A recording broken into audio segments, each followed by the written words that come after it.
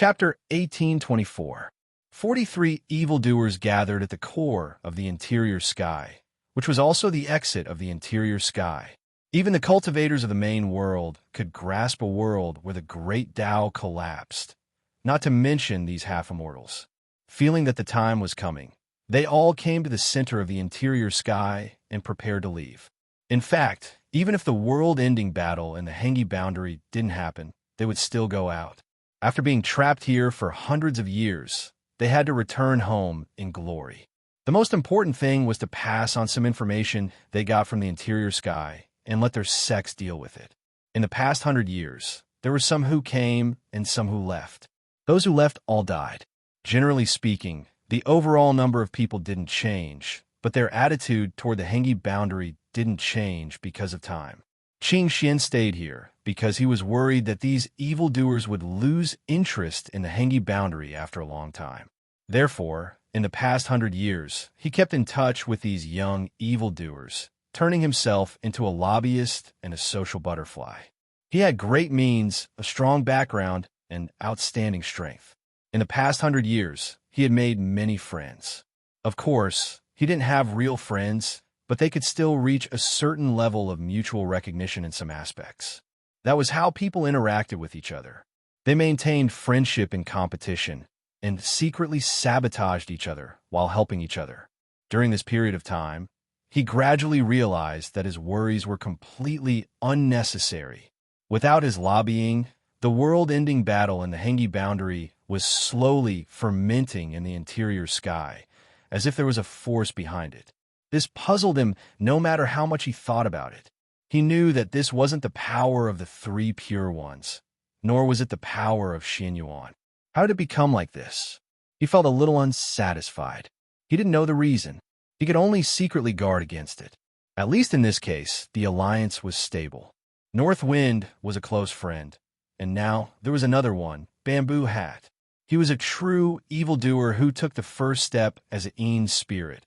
And now this evildoer was preparing to reach the upper state of primordial spirit. These people, including a few from the Three Pure One system of Taoism, had contributed a lot in this alliance. I may not be able to go down. What a pity. Just thinking about the big scene that might happen in the Hengi boundary makes me yearn for it. The Bamboo Hat was clearly very depressed, but this kind of thing could not be forced. In the cultivation world, there was no reason for a cultivator to give up the opportunity to reach the upper realm. Not everyone was used to grasping the fleeting path to heaven in a chaotic environment. Leveling up in battle was a very nonsensical thing to say. For most people, a relatively safe and quiet environment was necessary, and interior heaven was the best choice in this regard. Everyone understood. North Wind didn't care. You don't have to blame yourself. There are more than 40 people. How could you be missing? I'll help you with your share. I hope you can have fun in the Hengi realm. Don't be too weak and make everyone unhappy. Qing Xian reminded him, your mentality is wrong. A large, powerful world would always have its own background. It would never disappoint, or else they wouldn't have been able to reach this step in the universe's millions of years of changes. You have to be careful, Shuofeng. Don't be careless and fail miserably. That's not worth it. While they were waiting, on this day, the trajectory of more than 3,000 celestial mountains in the interior heaven suddenly stalled. It was only for a moment, and then it resumed operation. Somehow, everyone felt something. Qing Xian took the lead. Everyone, this lower bound extermination is purely voluntary. No one asked you to do what you want. It's voluntary to fight and leave. It's all based on your mood. But there's one thing. Since you haven't become immortals, you're still mortals. Mortals are all prideful. If something goes wrong in the first business of our interior heaven realm, it won't just be a joke. Amidst the long laughter, they broke into the core cloud. Of course, it wasn't just a joke. This was a power struggle. From now until the end of the era, not only could they not back down, they had to bravely move forward. At the last moment of the era's change, they had to accumulate their momentum to the peak.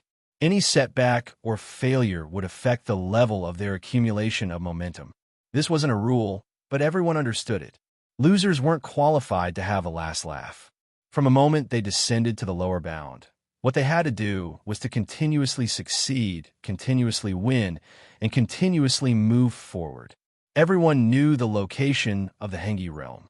In the Heavenly Eye's observation, and with Qing Xian leading the way, there wouldn't be any deviation. What would be waiting for them next? They were full of anticipation. Kong Yangzi saw the insect nest from afar. That breath was unforgettable for humans. Zerg, winged people, and a large group of void beasts. The Hengi realm is so amazing. They even gathered all these bloodthirsty guys in the universe. Looks like we were right to stand on the side of the fifth ring. Now we're still standing on the side of the beasts. Isn't that stupid? I'm curious. What's the reason for these beasts to work so hard? Isn't the Hengi realm's instigation a bit insufficient? Yu Yang sighed. Of course, there's no problem with standing on the side. But don't underestimate these beasts. In theory, the heavenly axiom is fair. When the era changes, every cultivation creature has its own chance. You can't say that they're foreign just because they have hair and you don't. In their eyes, we're still foreign in the game of chess in the universe.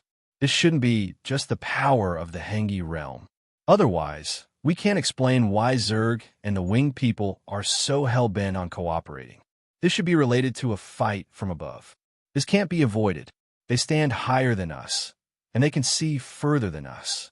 All these abnormalities are the result of a collision after a meticulous plan.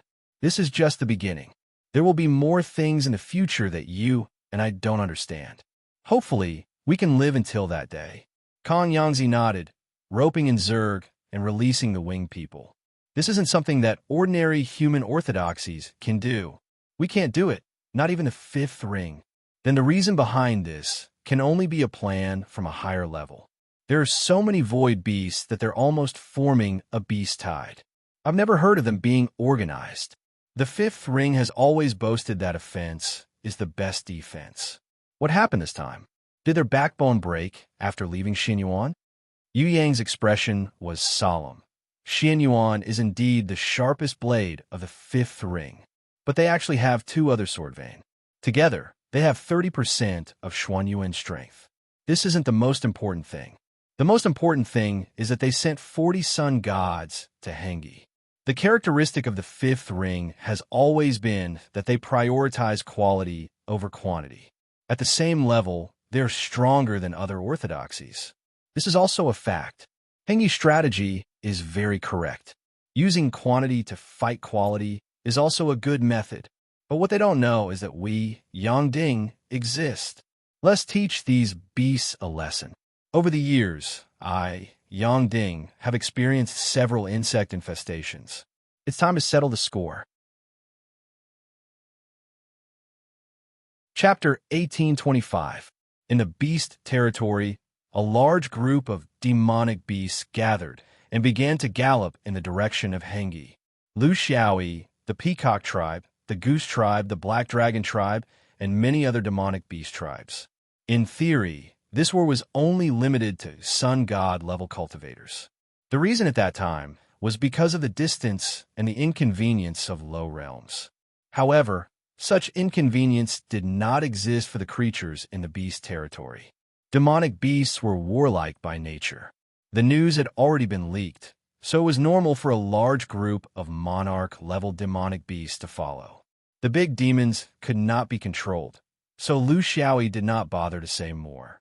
In his opinion, when Hengi boundary was broken, it would be best for these guys to do the dirty work that was inconvenient for big cultivators to do. They were mighty and looked like the main force, but in fact, they were not.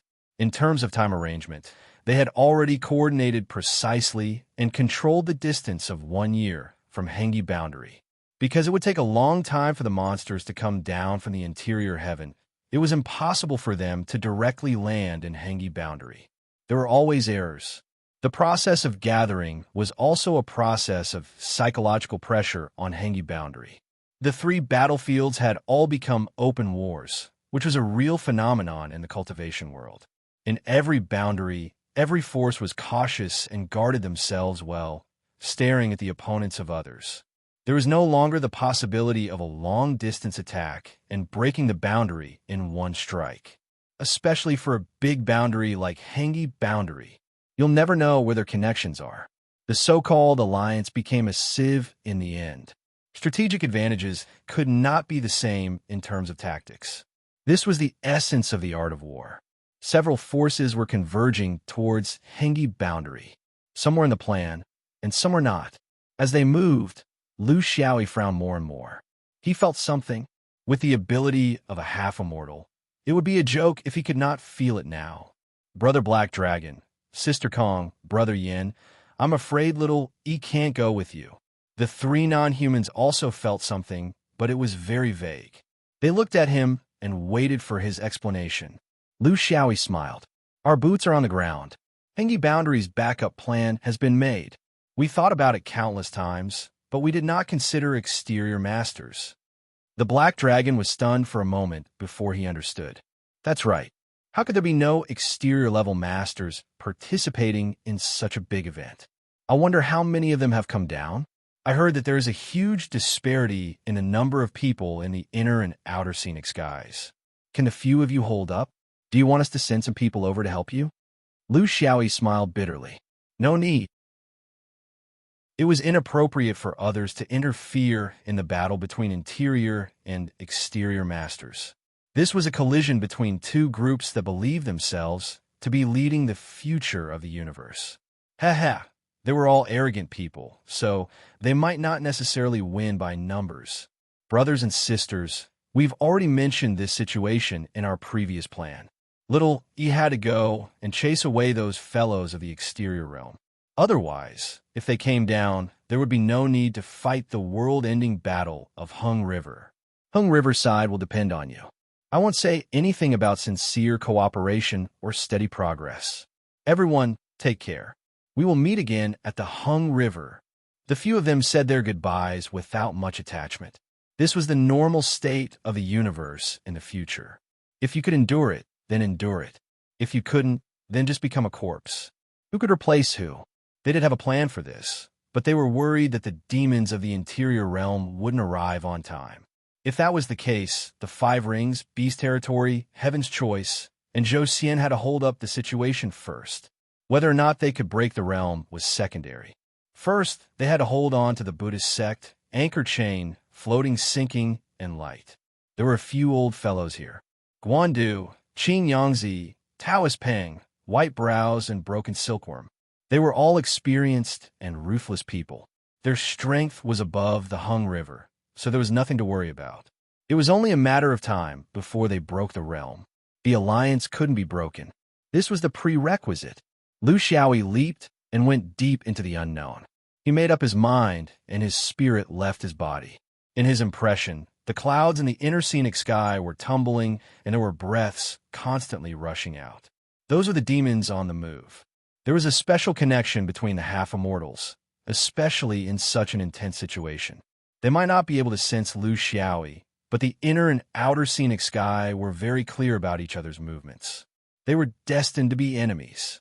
Lu Xiaoyi could not only feel the changes in the inner scenic sky, but he could also feel the changes in a place he didn't know. That was the celestial phenomenon caused by a group of cultivators from the exterior realm descending to the world. These two breaths stopped for a while after rushing out of the inner and outer scenic sky. They didn't go directly to the Hung River boundary, but on the basis of Dafa going to the Hung River boundary, they collided with each other. It was obvious that before they reached the Hung River boundary, they would meet in advance.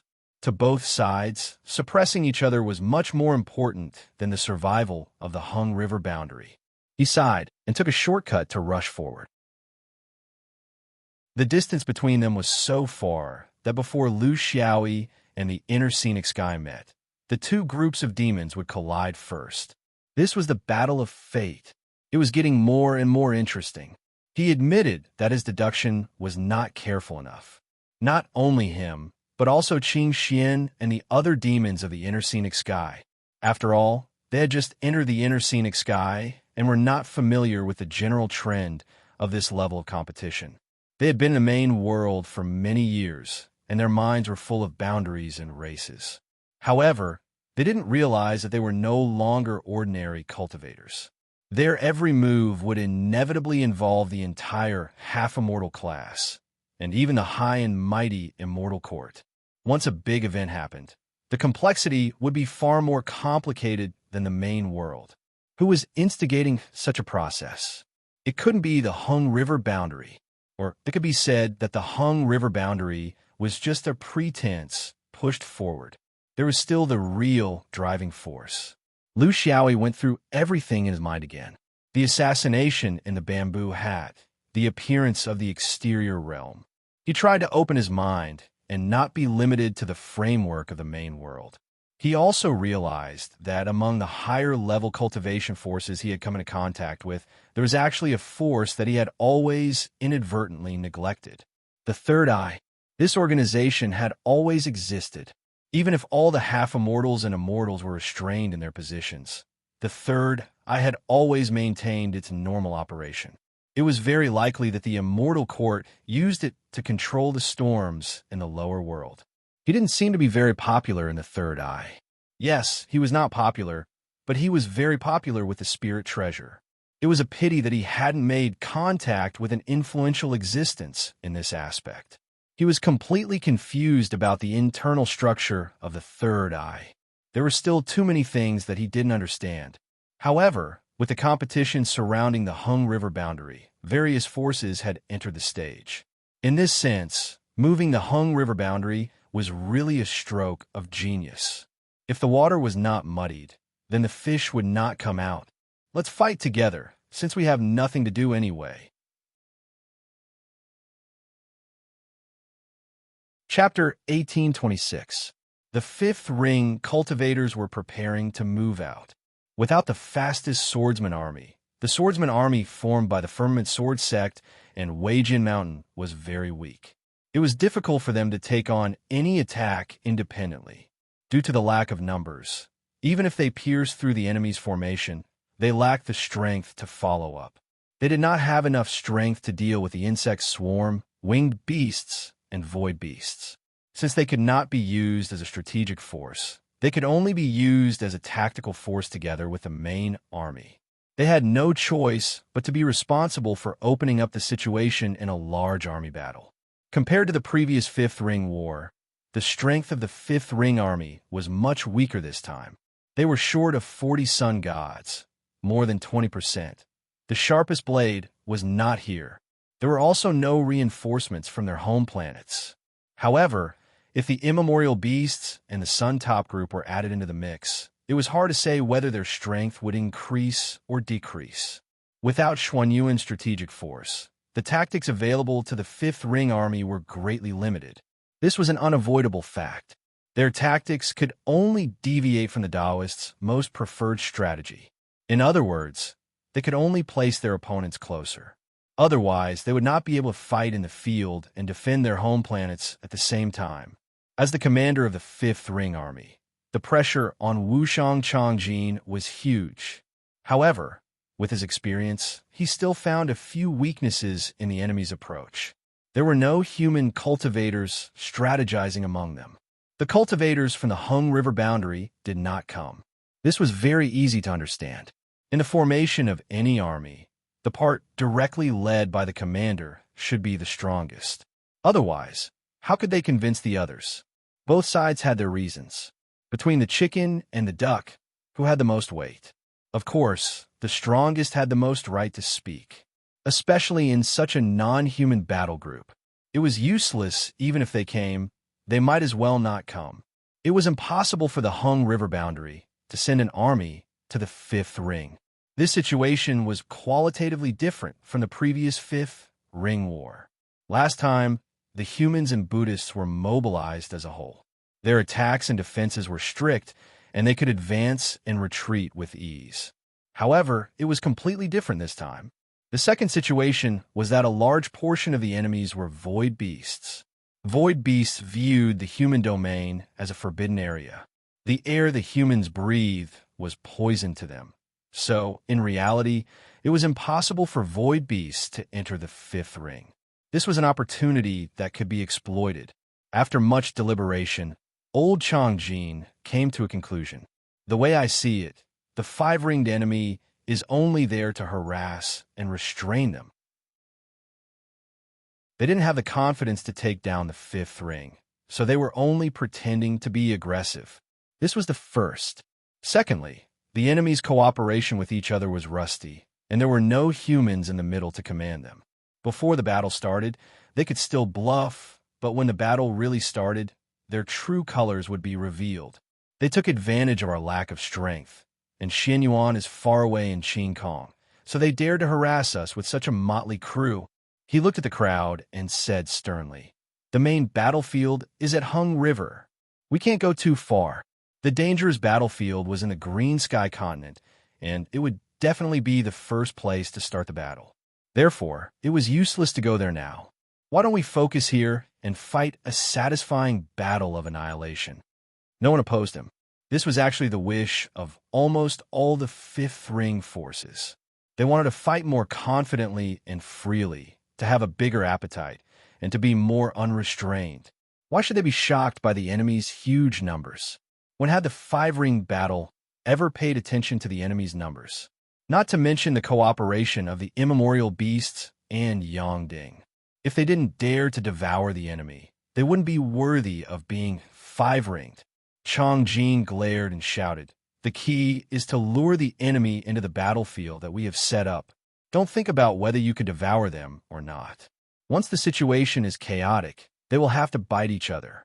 Feigning defeat to lure the enemy is the most ancient tactic and also the most practical one. If we use it cleverly, we can create a situation of annihilation. The enemy is just a bunch of barbaric beasts who drink raw meat and drink blood. With the intelligence of humans, can't we subdue them? Charge more fiercely, act more arrogantly, and speak more viciously. These are your specialties. Let's set up a pocket for them.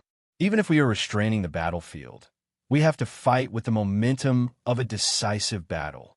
If we really annihilate these beasts, who would dare to say that we are just dividing the battlefield?"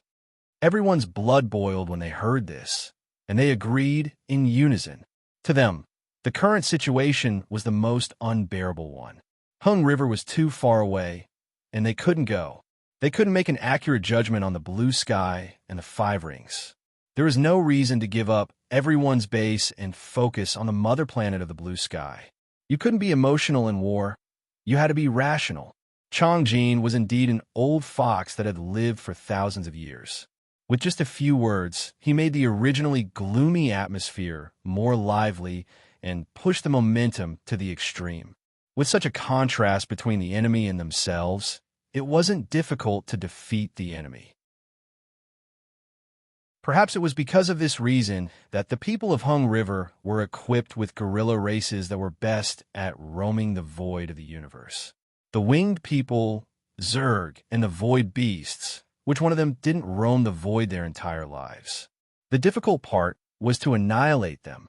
It required planning, the environment, a sufficient appetite, and the courage to soar to the heavens. Because once they couldn't encircle or devour the enemy, the one to collapse might be the power of the five rings. If it was 10 times the number, encircle it, and if it was 10 times the number, attack it. The military principles of mortals were also useful in some aspects in the cultivation world.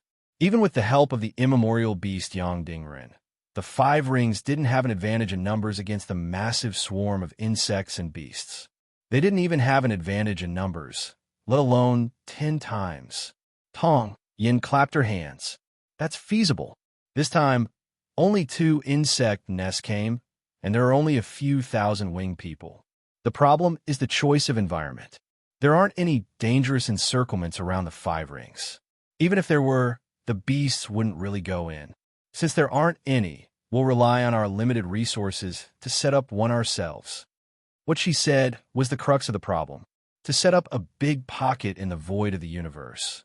And to a certain extent, with the help of astronomical conditions that wouldn't arouse the attention of the creatures, it was a very profound skill to contain thousands of creatures.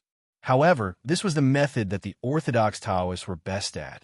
Whether it was the Supreme Sect, the Three Pure Ones, Temple of Heaven, or the hundreds of Orthodox Taoist sects in the Five Rings. This was their old profession. However, this time, the hole had to be big enough and deep enough. When the crowd gathered firewood, the fire would burn high, and the group of ghosts would plot a poisonous knife. Soon, an area that wasn't dangerous was chosen. The distance was just right, and it was suitable for advancing and retreating. This was a miniature galaxy made up of 6 small planets. As long as they put in effort to set it up, with these 6 small planets as the foundation, they could use arrays, artifacts, trigrams, and talismans to design a big pocket.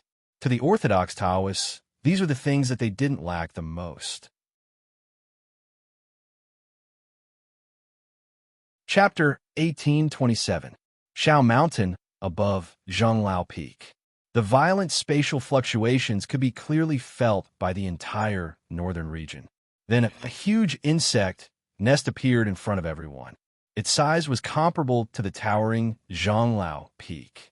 It wasn't the first time the swordsman had seen such a huge thing. In the previous Battle of the Five Rings, they had destroyed 3 of them. However, this thing seemed endless. No matter how hard they tried, they couldn't destroy it all. Hold on, Bu Yin ordered with her divine sense. The dimensional passage was still there. If they attacked too early, some of the enemies would retreat. The reason why his opponent had sent him a hive first was because he wanted to use the sword cultivator's hatred of the Zergs to lure him in. Bu Yin was experienced. She could feel that such a passage that could accommodate an insect nest wouldn't last long. It might only take a few breaths. She didn't see any human cultivators. However, this kind of trick couldn't fool her. If Zerg had this kind of ability, he would have dominated the universe long ago. Why would he be used as a tool like this? The insects began to fly in all directions. She still didn't see any human cultivators. Bu Yin's expression didn't change. She was waiting for the moment when the dimensional passage wasn't big enough for humans to pass through. She didn't want to leave any path of retreat for the enemy. These few breaths were also the time for the commanders of the 2 sides to test their mental fortitude.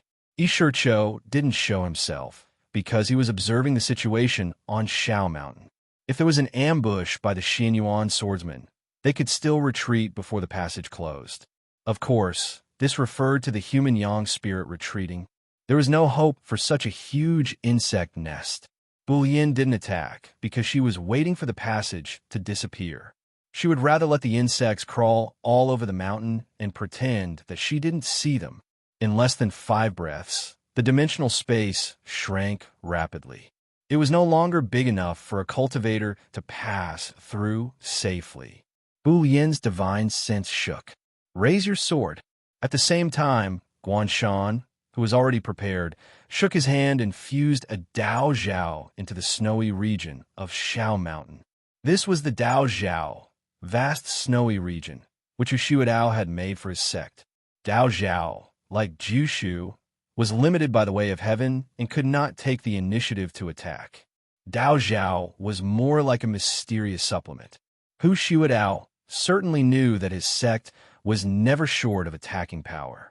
They only lacked the power to control. Therefore, the function of the vast snow domain was that as long as the snow on the mountain did not melt, the sky would always be the same. Using the snowflakes that covered the entire Pyrolite Mountain, they locked down all the dimensional spaces around Pyrolite Mountain. This was Hu Shuadao's original Dao, the Dao of ice and snow. In this aspect, even the Crow ancestor was not as professional as him. The immortal slaying sword formation, formed by 3,000 swordsmen, was immediately formed.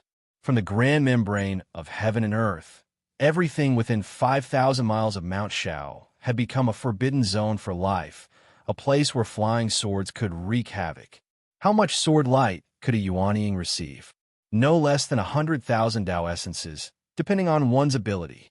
Before the coiling sword was popularized, it was very difficult for the sword light division of the outer sword and the inner sword to harmonize. Therefore, they could not form a joint force. But things were different now. The Yuanying swordsmen all had their swords coiled within their bodies. When their swords flashed, it was no different from the inner swords. Now, there was a possibility of cooperation. The swordsmen at the monarch level had even more sword-light divisions. Among them, the most outstanding ones could reach the level of 1,000,000 Dao essences. Of course, this cannot be compared to the freak Lu Xiaoyi. But with almost 200 monarchs attacking at the same time, how many Dao essences could there be? The immortal slaying sword formation was like a large winch with a sharp blade inside. Tens of thousands of sword lights shot out in an orderly manner. They rotated inwards and swept across at an extreme speed. The entire Pyrolite mountain was submerged under the sword lights. Endless, boundless, and without end. You could block this wave, but you could not block the next wave. The key was that the swordsmen continued to drive the sword lights. Wave after wave, there was no end to it. They would not stop until one of them was dead. The gigantic insect nest shrank at a speed visible to the naked eye under the incision and rotation of the sword light.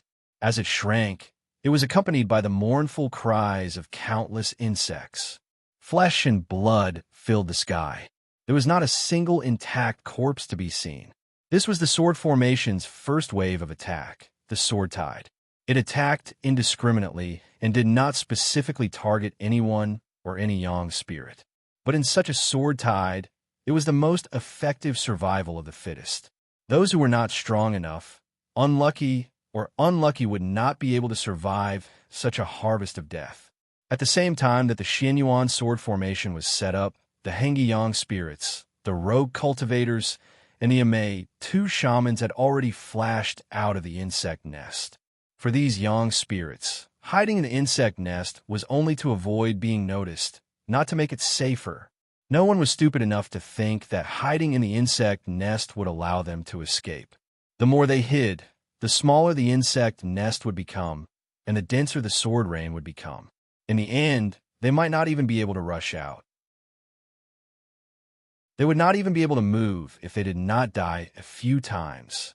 There was no time to discuss why such a meticulous arrangement would fall into the Xianyuan swordsman's trap. They did not expect that the people of Mount Shao would be so ruthless that they would set up such a fierce sword formation at their own mountain gate. It must be known that people were always alive and had a certain level of defensive ability. However, the mountains and buildings would not hide. They would always bear it silently. More than half of the sword light actually cut the mountains, buildings, and halls. However, the Xianyuan people did not care. It was as if this was just a barren mountain, not their sword-vein holy land. Under such circumstances, it became normal for dozens of yang spirits to be cut down. Rebirth also became the norm. They were constantly being cut down and constantly being reborn. Because space was limited, they wanted to rely on rebirth to move far away. But it was useless. The weaker ones among the yang spirits would be killed almost every breath. In just a dozen breaths, they had been killed more than 10 times. Even someone as strong as the yang spirit could not withstand such frequent rebirth. It did not matter which reference point was the past and the future, because under tens of millions of sword lights, how much past and future could one hide?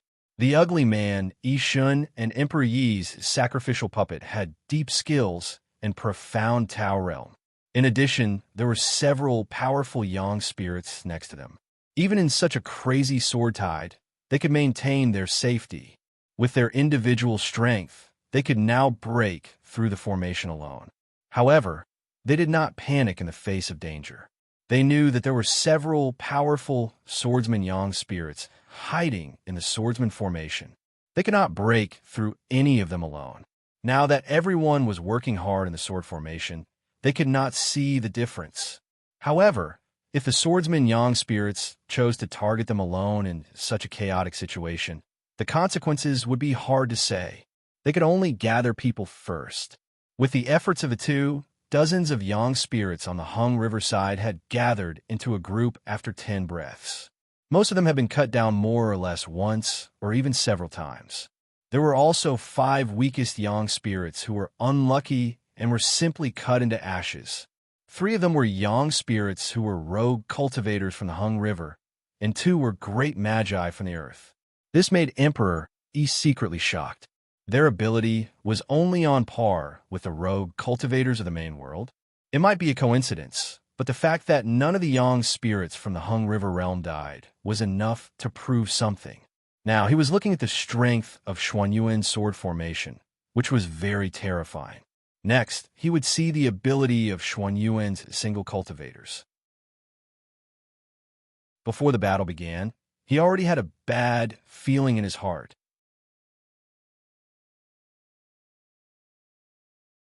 Chapter 1828.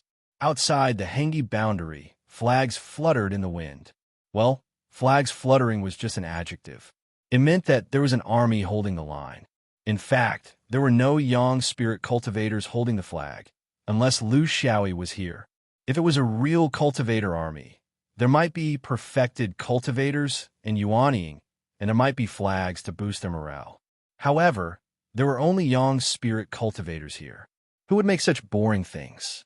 The Five Rings group was the first to arrive outside the Hengi boundary. As they expected, there was no one outside the Hengi boundary. They had made up their minds to learn from Zhou Xian and not come out. Under their feet was the atmosphere of the Hengi boundary. It was within reach, but there was no obstruction or attack. However, they knew that all this was just an illusion.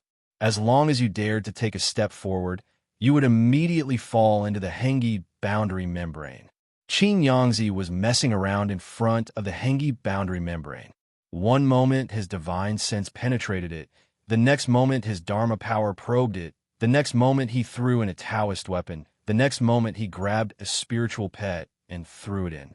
He seemed to casually create a formation to resist the membrane, and so on. In this environment, you had to believe in the professionalism of a Three Pure Ones cultivator. Other Yang spirits were also messing around with him.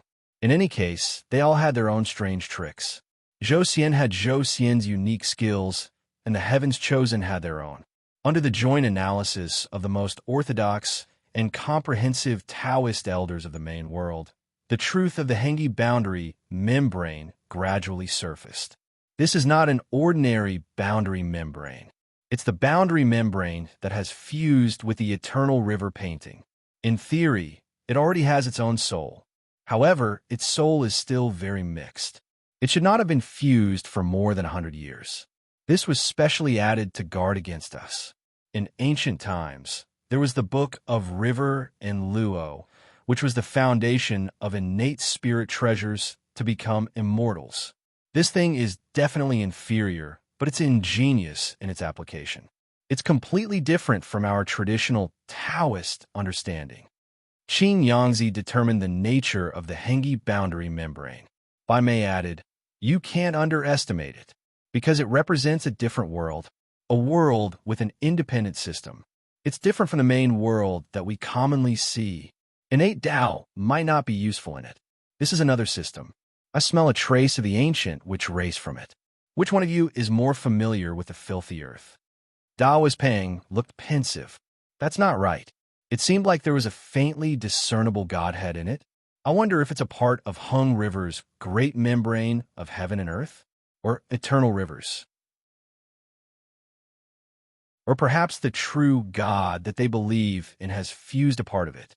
Combining everyone's judgments, they had a rough idea of the Great Barrier of the Hengi realm.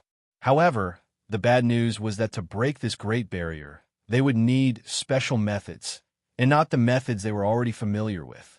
In fact, the best way was to send someone to try it out personally. But the question was, would they be able to survive? Even if he survived, would he be able to walk out smoothly? How many people were suitable to go in? If too few people entered, they wouldn't be a threat, but if too many people entered, they might suffer more losses. This was the great membrane of heaven and earth, not a big hole in a deep well that could be pulled out if something went wrong. Perhaps what went in was a person, and what came out was a skeleton. The mysteries of cultivation were unfathomable and could not be solved by a rope. This was not cowardice, but an inevitable attitude towards new things in the world of cultivation. Cultivation required daring explorations, and also required careful planning and caution. A normal great membrane of heaven and earth was like a layer that covered a celestial realm. It wouldn't be too thick and also needed good air and light permeability, and even physical permeability. Needless to say, for normal cultivation realms, some small meteorites were also allowed to enter. In other words, the great membrane of heaven and earth had to automatically determine whether the thing that rushed towards it was a life form that could threaten it or not. In order to do this, some mysterious existences were involved. This was determined when the great membrane of heaven and earth was established. There were many requirements for establishing a great membrane of heaven and earth in a realm. One of the basic conditions was that it needed at least 3/5 blight cultivators or second severance half-immortals, each bearing the power of the heaven, earth, and man realms to succeed.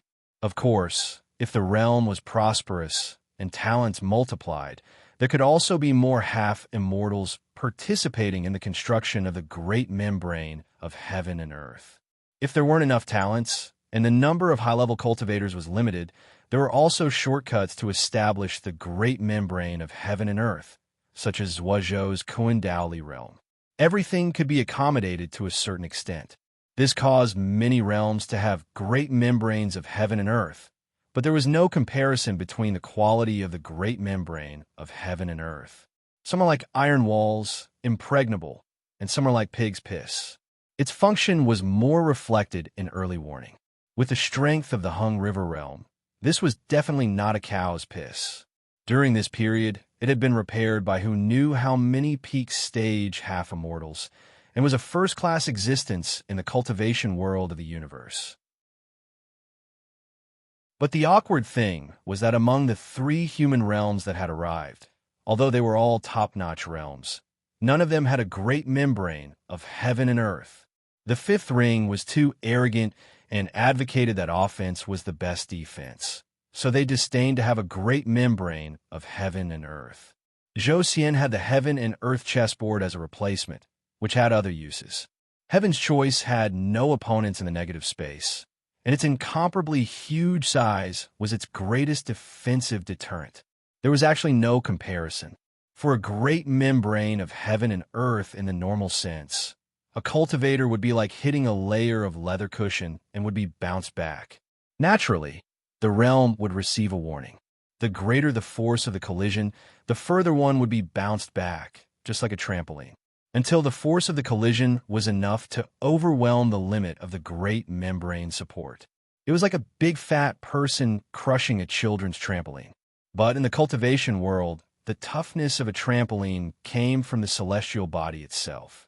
For a giant top-notch realm like the Hung River realm, it was obviously impossible to find a fat person who could crush it.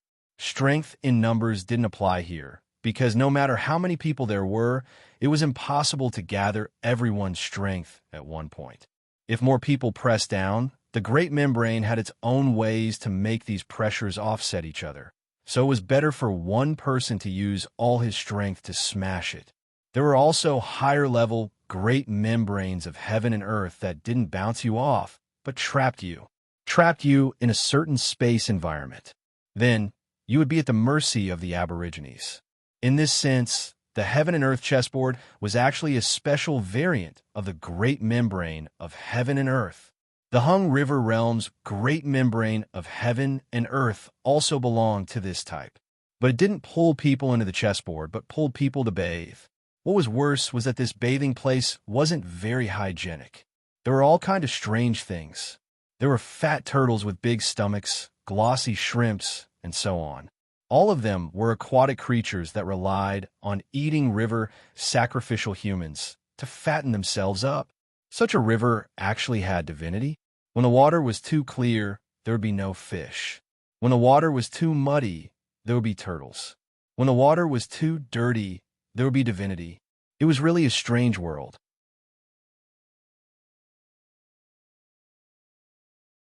Chapter 1829.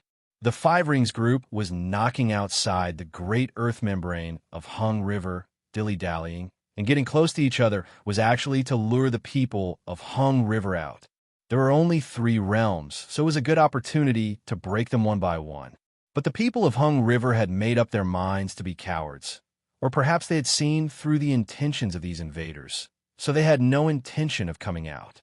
They even threw out some flying pancakes from within the realms to reward the army. The provocation was unbridled. After a few days of research, the other groups came one after another, still with the same research and the same conclusion. A month later, all members of the Annihilation Alliance arrived. The Five Rings Buddhist sect, Zhou Xian, and Heaven's Choice each had 40 young gods. Anchor Chain, Floating Sink, and Light each had 30. In addition to the monsters and ancient beasts, there were about 300 of them.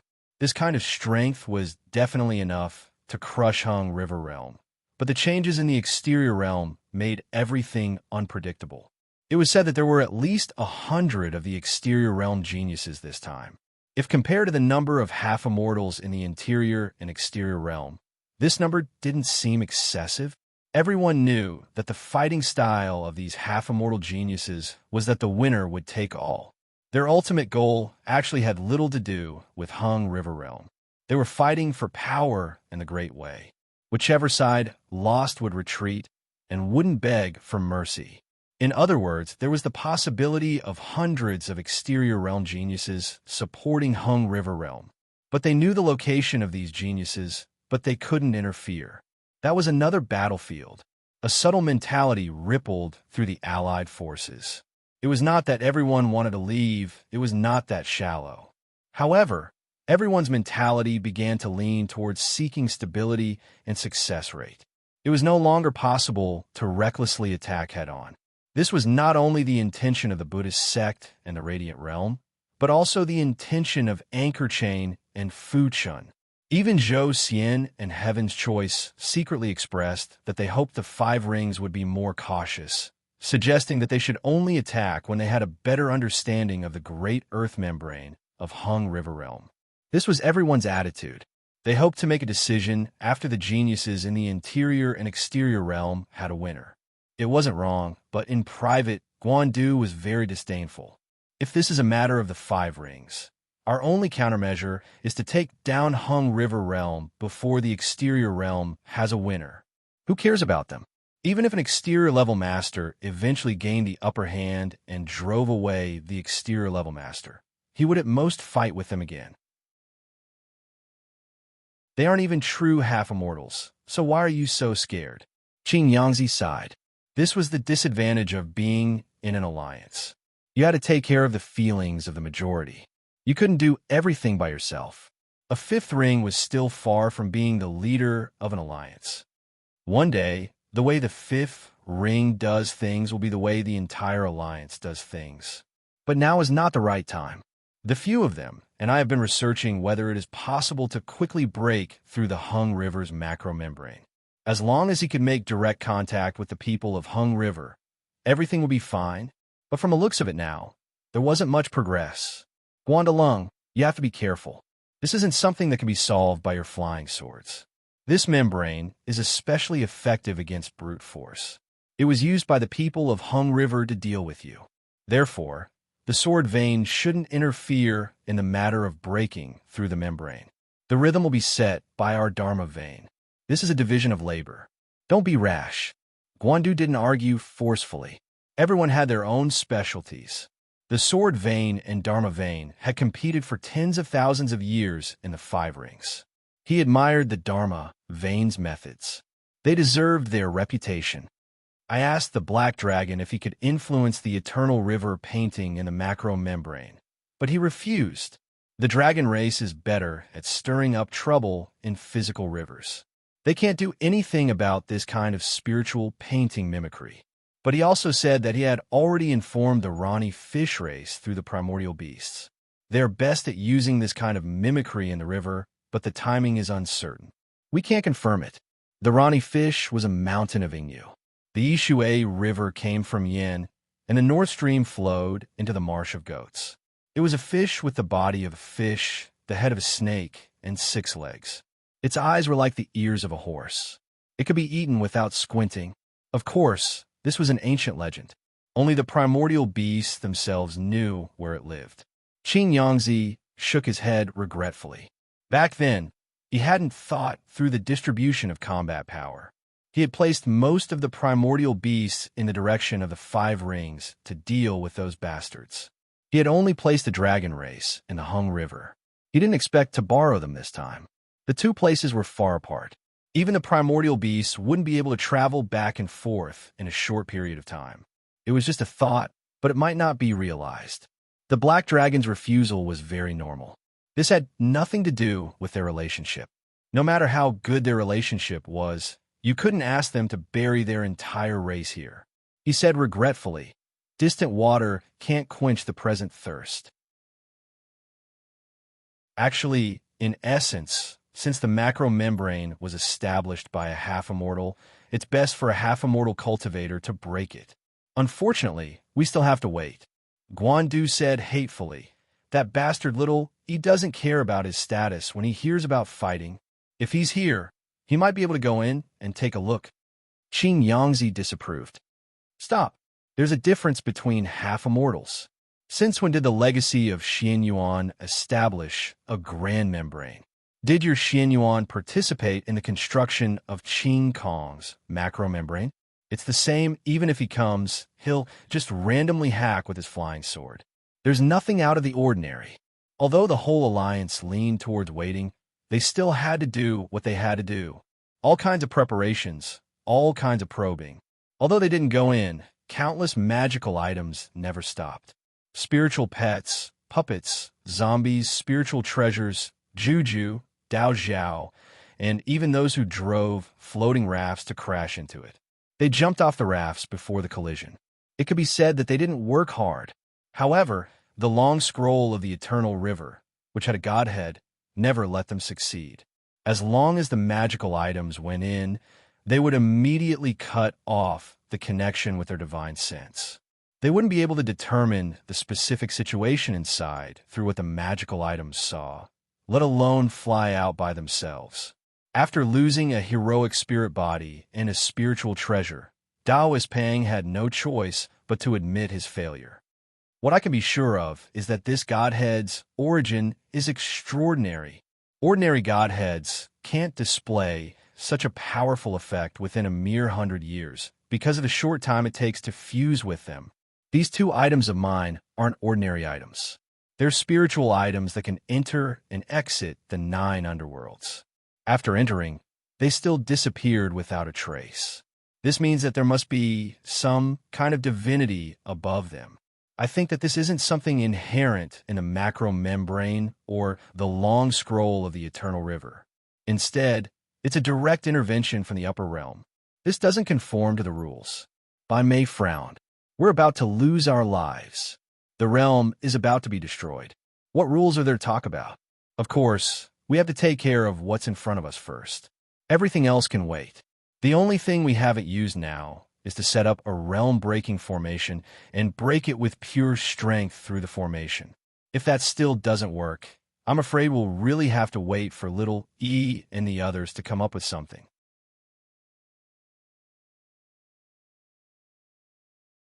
Chapter 1830. Lu Xiaoyi leaped forward, trying his best to increase his speed. He wanted to join the interior team soon after the collision of the inner and outer scenic skies. Due to their relative positions, he couldn't meet up with Qing Xian in advance. In his perception, the movements of the inner and outer scenic skies monsters were different. The geniuses of the inner realm were more concentrated when they landed, so they could maintain a relatively complete form during the collision. However, it was different for the geniuses of the outer realm. Perhaps it was because of their larger size, they seemed to be more scattered after they came out, converging forward from all directions. But whether it was the inner or outer scenic skies, they were very clear about each other's next move. They moved as one, which was towards each other. No one moved in the direction of Hung River. This was related to their Tao.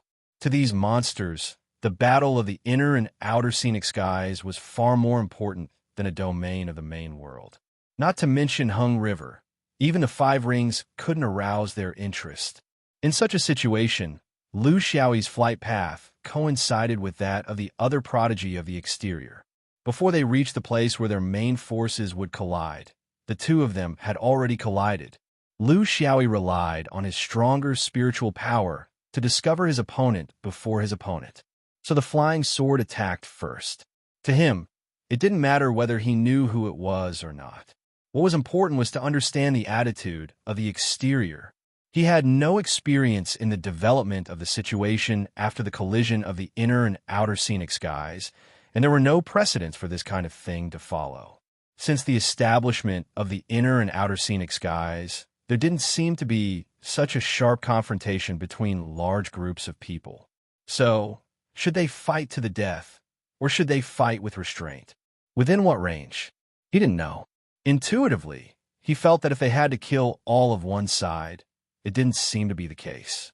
It was the first time for everyone to experience the change of an era, so they still needed to figure out the propriety. After all, he had only been in the interior for a short time, so he didn't know if Qing Xian and the rest had any rules when they came down. What was the intention of the exterior master?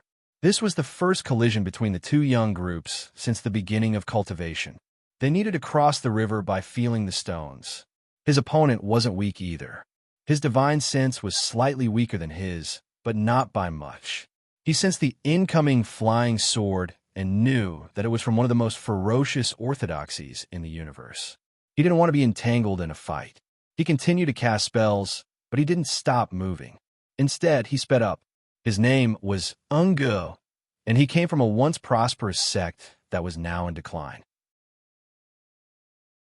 His sect used to be one of the few top-notch great realms in the Western Heaven, but now its glory was gone. A starving camel was still bigger than a horse, but it was still able to produce such an evildoer like him. It was just that its foundation was somewhat weak, and it could no longer take whatever it wanted like in the past. To him, the most important thing was to find the main force of the exterior, not fight to the death with a madman. When they were discussing this matter in the exterior realm, they had speculated about the level of control of the situation. They had even consulted the most respected senior of the exterior realm, the fifth decay, but the information they received was also vague. However, there was one thing that was certain, and that was that it would not end with one side completely annihilating the other. This was not in line with the intention of the heavenly axiom. The heavenly axiom wanted to find the most suitable figures of the new era for the change of the era, and not kill until blood flowed like a river. How cool would it be if the cultivation world was bare? However, the problem was that if there was no one, or if there was no one at the top to coordinate, it seemed impossible to expect these evildoers to control their mentality by themselves. You could blame me for being ruthless, and I could blame you for having too many people, but there was no one to judge. The only way to find the answer was at the scene of the collision between the two sides. Before that, there was not much meaning in risking one's life. Of course, if the opponent was weak, he would not mind teaching him a lesson. However, his opponent was a swordsman. The main reason was that his former glory was gone, and his back was not as strong as before. Lu Xiaoyi was also somewhat confused after seeing the opponent's reaction. This kind of attitude of turning a blind eye, not fighting back, and not retorting was relatively rare in the cultivation world of the universe. It was possible for an ordinary cultivator, but for an evildoer like him, even if he was an exterior realm evildoer, his character was too weak, wasn't it? No matter who you were, it was the duty of an evildoer to fight a battle first. Otherwise, how could he be called an evildoer? He should be called a coward. He also roughly understood something. There might be some rules at the place where the inner and outer stone sky collided. Was that why he was not in a hurry? This made his intention of exploring the strength of an exterior realm evildoer go down the drain. What were the rules? In fact, he also wanted to know. The place where the two met was very close to the place where the inner and outer stone sky collided. It was so close that Ong sped up and found the main group. Lu Xiaoyi followed closely behind. With a sweep of his divine sense, he roughly understood that there were 43 interior realm evildoers, including him, and more than 90 exterior realm evildoers. As soon as he appeared, Qing Xian's divine sense had already found him. The power of the heavens, is involved. It's a waste of time to follow the rules. But it's not limited to personal grudges. Bite him. Kill as many as you can. Lu Xiaoyi immediately understood and shouted at the white eye in the middle of the two sides, I came here because I had a lot of friction with this fellow Taoist. Since the sword has been unsheathed, it should be settled. Please support me with the imperial edict." Although the communication was short, Qing Xian's meaning was clear. The heavens I had already interfered with the battle of the exterior and outer stone sky. Regardless of the reason, it was obviously suspected of binding the old lady's feet. This method alone was disadvantageous to the interior realm, or rather, disadvantageous to the alliance that the interior realm was on. They were on the offensive, so they had to end the battle quickly. Any delay would lead to changes. On the other hand, the Hung River side occupied by the exterior realm was on the defensive side. Relying on the bounded domain, they could waste time with them unscrupulously. The longer the time dragged on, the easier it was for changes to occur. However, the rules of the heavens were not limited to those who originally had grudges and karma. They could be resolved in advance. That was probably what it meant. However, the interior and outer stone sky cultivators all came from the four symbols heaven. There was a long distance between them. So how could there be so many grudges? That was why Qing Xian told him to take this opportunity to eliminate the exterior evildoer who came with him.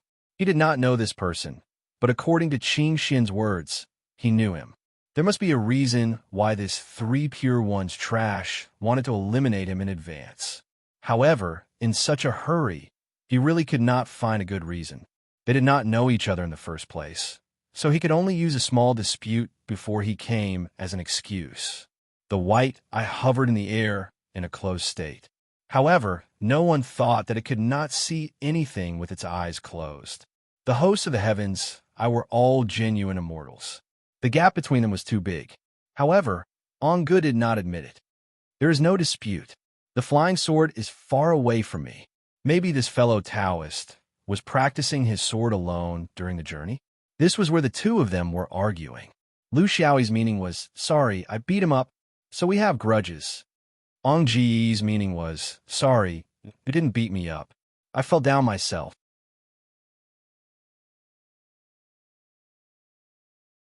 Chapter 1831. The one-eyed man couldn't tolerate their squabbling, so he made a judgment. There's no need to say more. The cause and effect are small, so the grudge is not established. Lu Xiaoyi was speechless. He knew it wasn't good to talk back, so he could only join the interior team. He quickly asked, "What's going on?" Qing Xian asked, "Don't ask first. I want to know what's going on in Hung River. How many realms are involved? How many are there? Then we can settle it." After listening to Lu Xiaoyi, Qing Xian heaved a sigh of relief. What he was most afraid of was that there weren't enough people to besiege Hung River realm, waiting for the interior half-immortals like them. He thought it would be good if 70 or 80% of them could come, but he didn't expect Lu Xiaoyi to run so fast. His ability to get things done was really impressive. Hung River realm had an obvious advantage, so they had more choices. Of course, with the participation of Heaven's Eye, there weren't many choices left for them. We didn't know about Heaven's Eye's interference beforehand. We only sensed it after we left the interior realm. These people are basically all members of Heaven's Eye, so we have to abide by its rules. There's nothing we can do about it. Inner and outer talents all belong to Heaven's Eye. This is why Heaven's Eye has to control the scope of conflict. But for us cultivators, the great Tao is the most important. Even Heaven's Eye has to consider this point. What we're waiting for now is a way to resolve the dispute. What we can be sure of is that no one can back down. This concerns the dignity of the inner and exterior realms. It's not something that can be erased by a single person or organization, even if he's a true immortal. Lu Xiaoyi sighed. The thing that worried him the most had happened. He didn't know if he was right or wrong to come here. There's no problem with Hung River strength, but that doesn't mean there's no problem in other aspects. After a long siege, there's bound to be changes, especially when there's Buddhism and light who aren't on the same side as us. We can't care about other directions for now, but we have to try to hurry up here. We can't take things for granted just because we don't have to worry about Hung River. The people of Hung River want us to drag this out. Qing Xian nodded. "I know, I'll do my best." Lu Xiaoyi suddenly. "Heaven's Eyes this time. Do you think it's biased?" Qing Xian sneered. "But the time is being dragged. His meaning was self-evident. In the past few million years, there were far more immortals in the debilitating state upper realm than there were ancient methods. The things within were worth pondering. The end of the era is near, and the Blight Realm technique's time is limited. There isn't much time left for them to jump around. Lu Xiaoyi's eyes turned cold. How did these people of the exterior come down? I knew Heaven's Eye's character. He was only willing to manipulate from behind and would never jump to the front. Then, how did these people get in touch with each other? Qing Xian had investigated this matter a long time ago. Fortunately, Prince Ilian of Dendrobium knew one of the leaders of the exterior masters. It must be a demon from the Hengi realm who is playing tricks on the exterior, the one with the nose piercing. His name was Marathi. Hung River was in trouble, and the exterior masters had come to help. Originally, they might not have been able to pull out such a large team, but who asked our interior heaven to come down? So, these people aren't here to save Hung He. They're here to target us. This is the essence. How strong are they? What I mean is, compared to us interior heaven masters. Qing Xian knew what he meant. This grandson was really arrogant, taking himself out of the interior heaven. The implication was that they were not at the same level as the swordsman. This was a bit hurtful, but he knew that it was probably the truth. This guy's breath was now completely unfathomable, full of mystery. I haven't tried, but I heard from Ilian that under normal circumstances, the demons of the interior heaven are above them. But we can't rule out the outliers in the exterior heaven, such as Marathi. There must be such people in this group, but we can't find them one by one. Xiaoyi, you have to know that this confrontation is not just a pure internal and external struggle, but also a struggle between mainstream and non-mainstream. We, the Orthodox Taoist sect and its branches, the Orthodox Buddhist sect and its collateral branches, and even the demonic beasts who have learned Taoist magic arts, have a place in the interior heaven. Why can't they? Can they only stay in the exterior heaven? The universe is big, and Taoism and Buddhism are the mainstream, but this doesn't mean that there are no other orthodoxies. If all of them are added up, the total number is not to be underestimated. These people are the orthodoxies that are not recognized by Taoism and Buddhism, just like the Hung He boundary. But if you want to know what the basis is, I don't know. They were the real heretical existences. In terms of foundation, they are far less profound than Taoism and Buddhism. But in terms of actual combatability, they are unconventional and can't be underestimated. Don't be careless. They are also very good at fighting for the front line, fighting for life and death in a moment. You guys are fast, and there's an element of luck in it. Who can guarantee that you will always be faster than others? Lu Xiaoyi smiled. This was the concern of a friend, with good intentions. Although he had long stopped pursuing speed, after confirming his past and present, the biggest change in his swordsmanship was that he slowed down. It couldn't be better to like fighting for the front line. It saved him time. After a short pause, everyone had arrived. The interior heaven was already ready, waiting for the exterior heaven monsters. They came out of the exterior heaven in a scattered way, so it took time for them to come here. But now, what should come will come, and if it doesn't come now, it won't come anymore. As soon as the one-eyed man opened his eyes, the hearts of all the monsters shook violently. This was the true immortal's show of strength. He wanted to tell them that even if they were half immortals, they wouldn't be able to withstand a single blow from the true immortal. The universe is in chaos. The era is changing.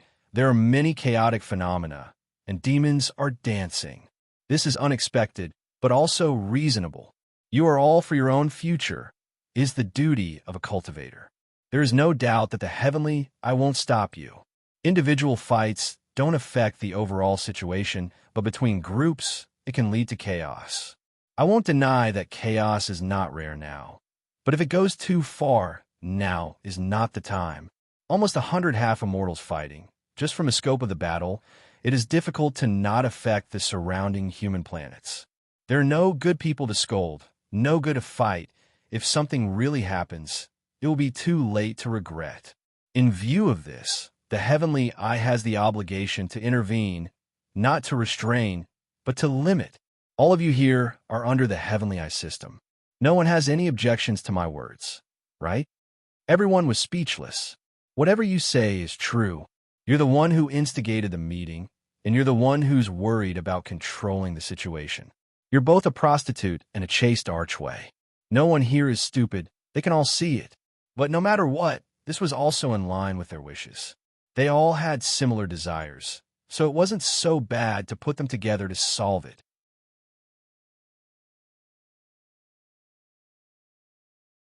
Chapter 1832.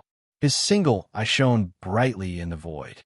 There was a mountain in ancient times, and its aura was unparalleled. The mountains suppressed the river, and their veins were connected. In ancient times, when the blight realm began to flourish, the ancient method refused to lower its head. At that time, there was no inner and outer scenic heavens. Both sides agreed to compete by the Milky Way, and it was a wonder. This true immortal was talking about an ancient legend. It was the exact opposite of the present. After the primordial era, only had the upper realm ancient technique. A brand new immortal ascension technique finally appeared in the ancient era. The upper realm technique of blight. It was more precise, more controllable, and more systematic. It was able to spread the path to becoming an immortal to any qualified orthodoxy. It clearly told you how to walk, step by step, what each step emphasized and what to do. From then on, becoming an immortal was no longer a matter of luck. Diligent people had a way to progress, and it was no longer controlled by those who tried to reach the heavens. This was undoubtedly great news for humans who advocated hard work and believed that sweat was more important than talent. But to the ancient method cultivators, it was a heavy blow. After all, there was a limit to the number of people who could become an immortal. The cake was only so big. The more you ate, the less I ate. Although the blight realm cultivators were not as strong as the ancient method cultivators, they were superior in that they could be trained systematically. Filth arose naturally and could not be reconciled. Thus, one day, on the two sides of the Milky Way, a unique tug-of-war competition began. The ancient method cultivators and the blight realm cultivators each occupied one side of the river. They were connected by a hook, and each used all their strength to pull back. With the hook in hand, it was not something you could let go of just because you wanted to. It was a fight to the death. There was also no such thing as a long flag in the middle. After a certain distance, the winner and loser would be determined. Instead, it would be pulled back until someone from the weaker side fell into the Milky Way. This Milky Way was a river of death. Even half immortals would not be able to survive if they entered. Under this tug, more and more people from the losing side would fall into the Milky Way and die. In the end, there were fewer and fewer people on one side, and they had no choice but to admit defeat. This was the first tug of war in the history of the universe. It was extremely cruel, and the rules were not perfect. In the end, all the ancient method cultivators fell into the Milky Way. No one admitted defeat, and no one begged for mercy. From this, one could see just how deep the conflict between the two sides had been. The ancient cultivators would rather die than submit. After that, the game of tug-of-war began to spread throughout the universe, from the cultivation world to the mortal world. With the perfection of the cultivation system and the development of the cultivation civilization, the ancient duel of tug-of-war finally withdrew from the stage of history. No one was willing to use this method to resolve disputes, because it made the cultivation of cultivators useless. Those who lost unjustly and those who won by luck relied only on brute force. As the cultivation civilization evolved, strength was only a small part of it. How could it measure the comprehensive ability of a cultivator? After it spread to the mortal world, it slowly became a way of training. Later on, there were various rules. For example, there was a long flag in the middle. If one managed to pull it to a certain position, they would win. The number of people on both sides had to be equal. If one's strength was insufficient, they could give up. The punishment was also very limited. It became a kind of game. However, this true immortal sky eye's so-called tug-of-war was definitely not that simple. Everyone pricked up their ears. In the mortal world, tug-of-war requires the number of participants to be equal. But in the world of cultivation, this rule doesn't apply. If you have fewer people, it means that you haven't spread enough. That's your own problem, and you only have yourself to blame. There's no reason for the more popular side to be limited by the number of people on stage. Survival of the fittest, and the common people reap what they sow. If you don't get the recognition of most people in the world of cultivation, that's your fault. Therefore, in this regard, I will follow the example of the ancient times. There's no limit to the number of participants. The true immortals, but was very crooked. However, at this moment, under such circumstances, it also indirectly showed that the recognition of the individual strength of those with interior heaven was above that of those with exterior heaven. It was an open flattery, but you couldn't jump out and shout that it was unfair. If you jumped out, you would be guilty. You would be not confident. You would be afraid of difficulties and avoid the strong. Considering that the difference in the number of people on both sides was just a little more than a few times, the heaven of interior monsters all chose to keep their mouths shut without exception. Even Lu Xiaoyi and Qing Xian, who were always unwilling to suffer in silence and only knew how to take advantage of others, did not move. This was because they knew that if they stood out to refute now, it would be equivalent to trampling on the faces of all the heaven of interior monsters. They had worked so hard for so long to gather everyone together to work together. How could they be willing to destroy all their efforts because of a dispute? The two of them looked at each other and smiled bitterly. But we can't go to the Milky Way now, and there's no need for us to go, because the rule of the ancient tug-of-war, where those who enter the river die, is too unfair. It doesn't help the cultivators to exert their strength. It also seems too stupid. I think if I were to suggest this, no one would agree to the tug-of-war. Am I right? No one said anything, but their attitude was very obvious. It was indeed so. If they only relied on the tug-of-war to determine life and death, they would not be able to exert their skills at all. Who could accept such a result? The long flag is the center, the rope is 10,000 feet long, and the tower is 100 feet long. One tower is one person, one tower is fixed. The loser retreats one tower. If you're not satisfied, you can challenge the other tower to a battle. The winner stays, and the loser goes, regardless of life or death.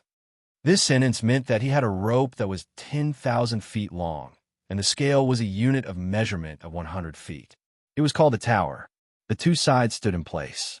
On the heaven of interior side, there was one person every 1,000 feet, which was the so-called one tower. Thus, the heaven of interior side had to stand on the long rope about 4,300 feet long. Because there were many people on the heaven of exterior side, there was definitely not one person per 1,000 feet. Instead, there were 2 or 3 people per 1,000 feet, which was also 4,300 feet long. When the two sides competed, no matter which side won, as long as the long flag in the middle moved to one side by 1,000 feet, the loser would have to take down one tower person. For the heaven of interior, it was one person. For the heaven of exterior, it was 2 or 3 people. This was the so-called one tower was fixed. The competition continued until more and more people from the losing side left, and in the end, they were defeated like a landslide. However, those who left still had one last chance, which was to challenge the other tower person. In other words, if the interior master of heaven side lost a tower, then the interior master of heaven at the front would have to challenge 2 or 3 cultivators from each tower if he wanted to make a comeback. If an exterior level expert lost, the 2 or 3 people at the front could choose any of the exterior level experts as their opponent. No matter what, it was 2 heaven of exterior side, 3 against 1 heaven of interior side. No matter how one looked at it, they were at a disadvantage. The butt of a genuine immortal was very crooked. However, it also showed the general judgment of the heaven of exterior and heaven of exterior side in the cultivation world of the universe. Thousands of heaven of interior side cultivators dared to challenge heaven of exterior side cultivators in the 10,000 decline realm on equal footing. What were they relying on? Weren't they relying on the superior strength of the heaven of interior side? In that case, what right did the heaven of interior side have to ask for a fair one-on-one duel?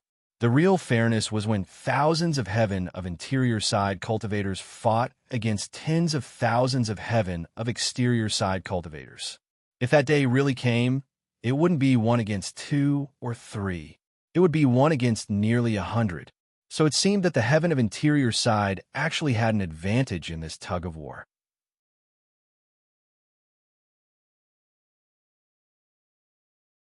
Chapter 1833. Take off your pants and let out your breath. Why don't you just fight in the arena? One versus many. Why do you have to use the ancient precedent? You're actually siding with the exterior. Lu Xiaoyi complained. Qing Xian knew that although the rules seemed fair, it was actually disadvantageous to the interior.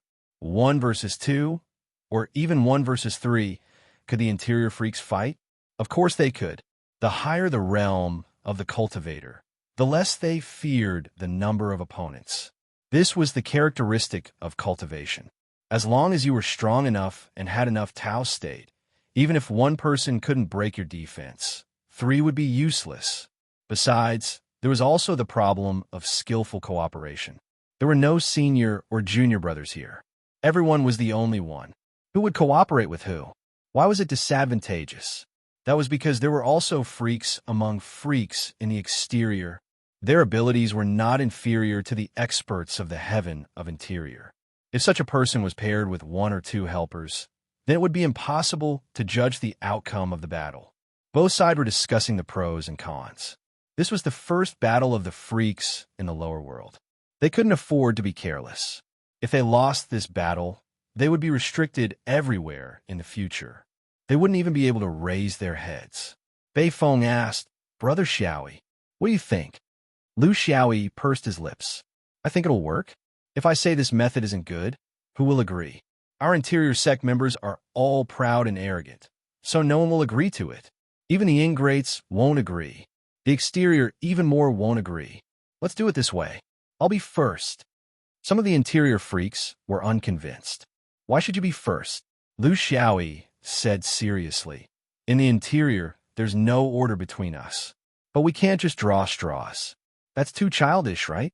The only thing we can rely on is the Immortal's teleportation during the Dharma conference. I'm sorry, but I'm first. This monk agrees with that. Everyone thought about it and realized that it was true. The results of the Immortal's teleportation were obvious to all. If they followed this order, at least they wouldn't waste time and wouldn't cause any disputes. Based on the current situation, this was the best way. The geniuses who were ranked at the front all agreed with this arrangement. They believed that they would have a chance to display what they had learned.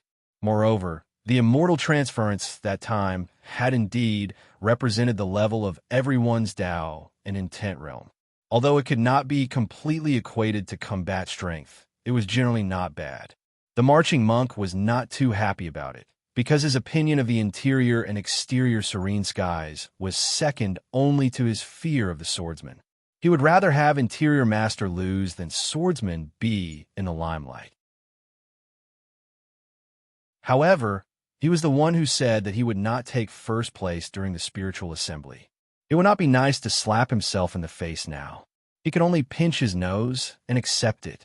Fortunately, no matter how strong this swordsman was, he was only a half immortal. His opponent had many exterior masters, and he knew a few who were on par with him. How could this swordsman defeat them all? He was just on par with him. Thus, everyone unanimously agreed that the exterior master on the other side would do the same. However, the exterior masters were more troublesome than them in that they needed to match up with people. Every palace would have at least 2 people, and some even had 3 people.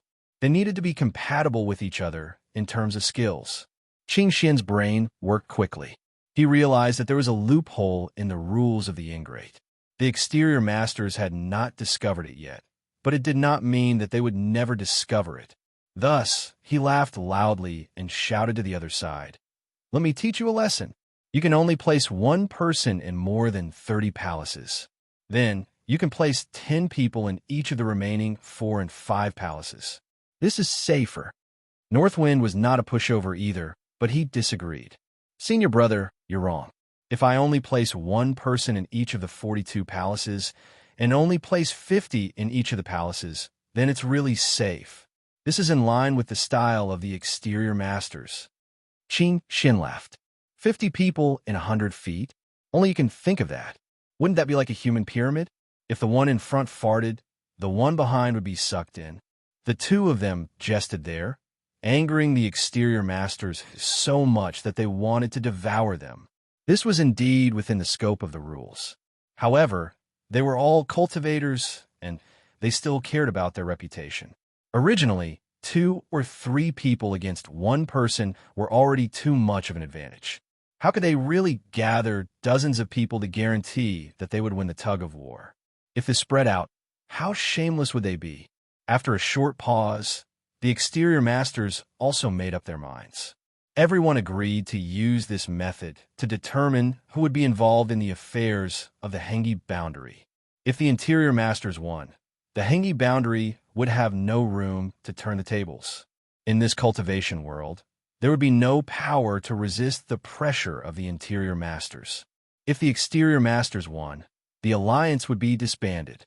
Although the alliance still had the advantage in terms of numbers, there were unstable members, tough macrocosm, and external enemies spying on them.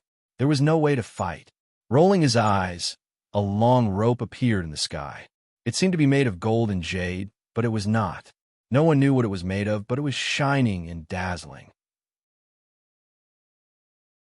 Being able to bear unlimited power, it was actually the suppression of the lower realm cultivators by a genuine immortal artifact.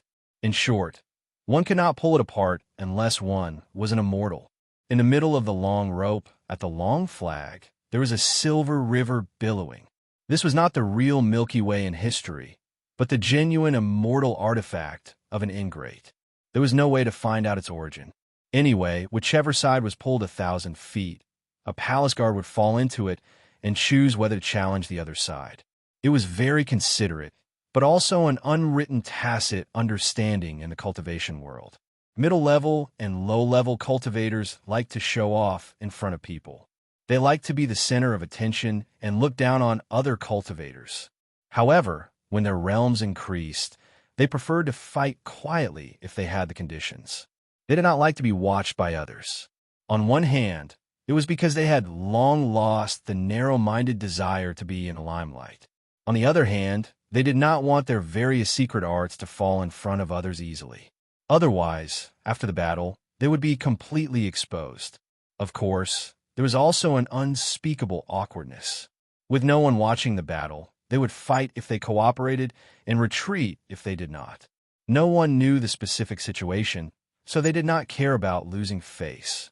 It was not like little Jean Dan, who admitted defeat in front of everyone.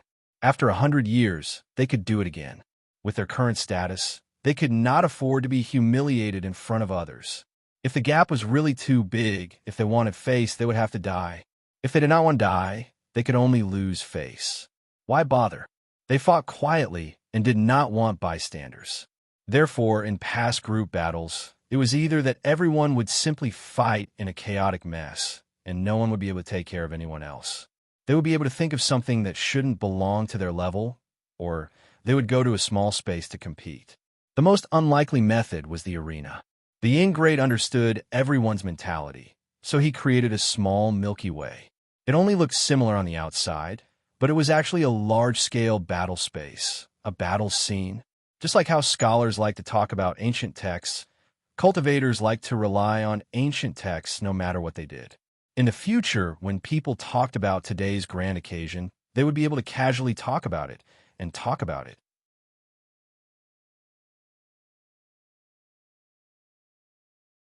Chapter 1834.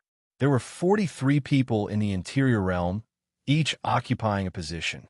Lu Xiaoyi was the first, followed by Marching Monk, then Third Watch, Hong Tiangang, Shi Yi, Huahu, Qing Xian, Jin Yao Lian. Bei Feng was the 31st. By the time it was his turn, the interior realm would have lost.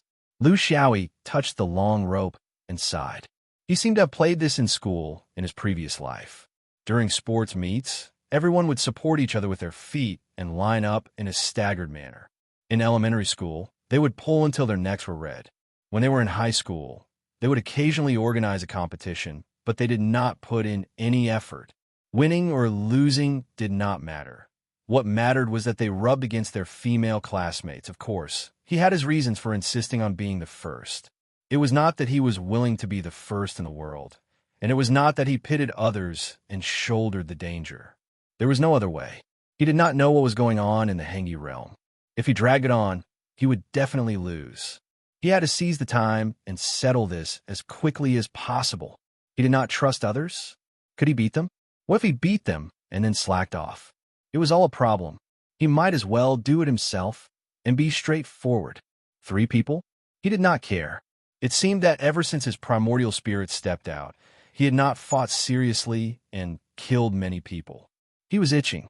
It was rare to meet such good opponents, and it was a battle of Tao without karma.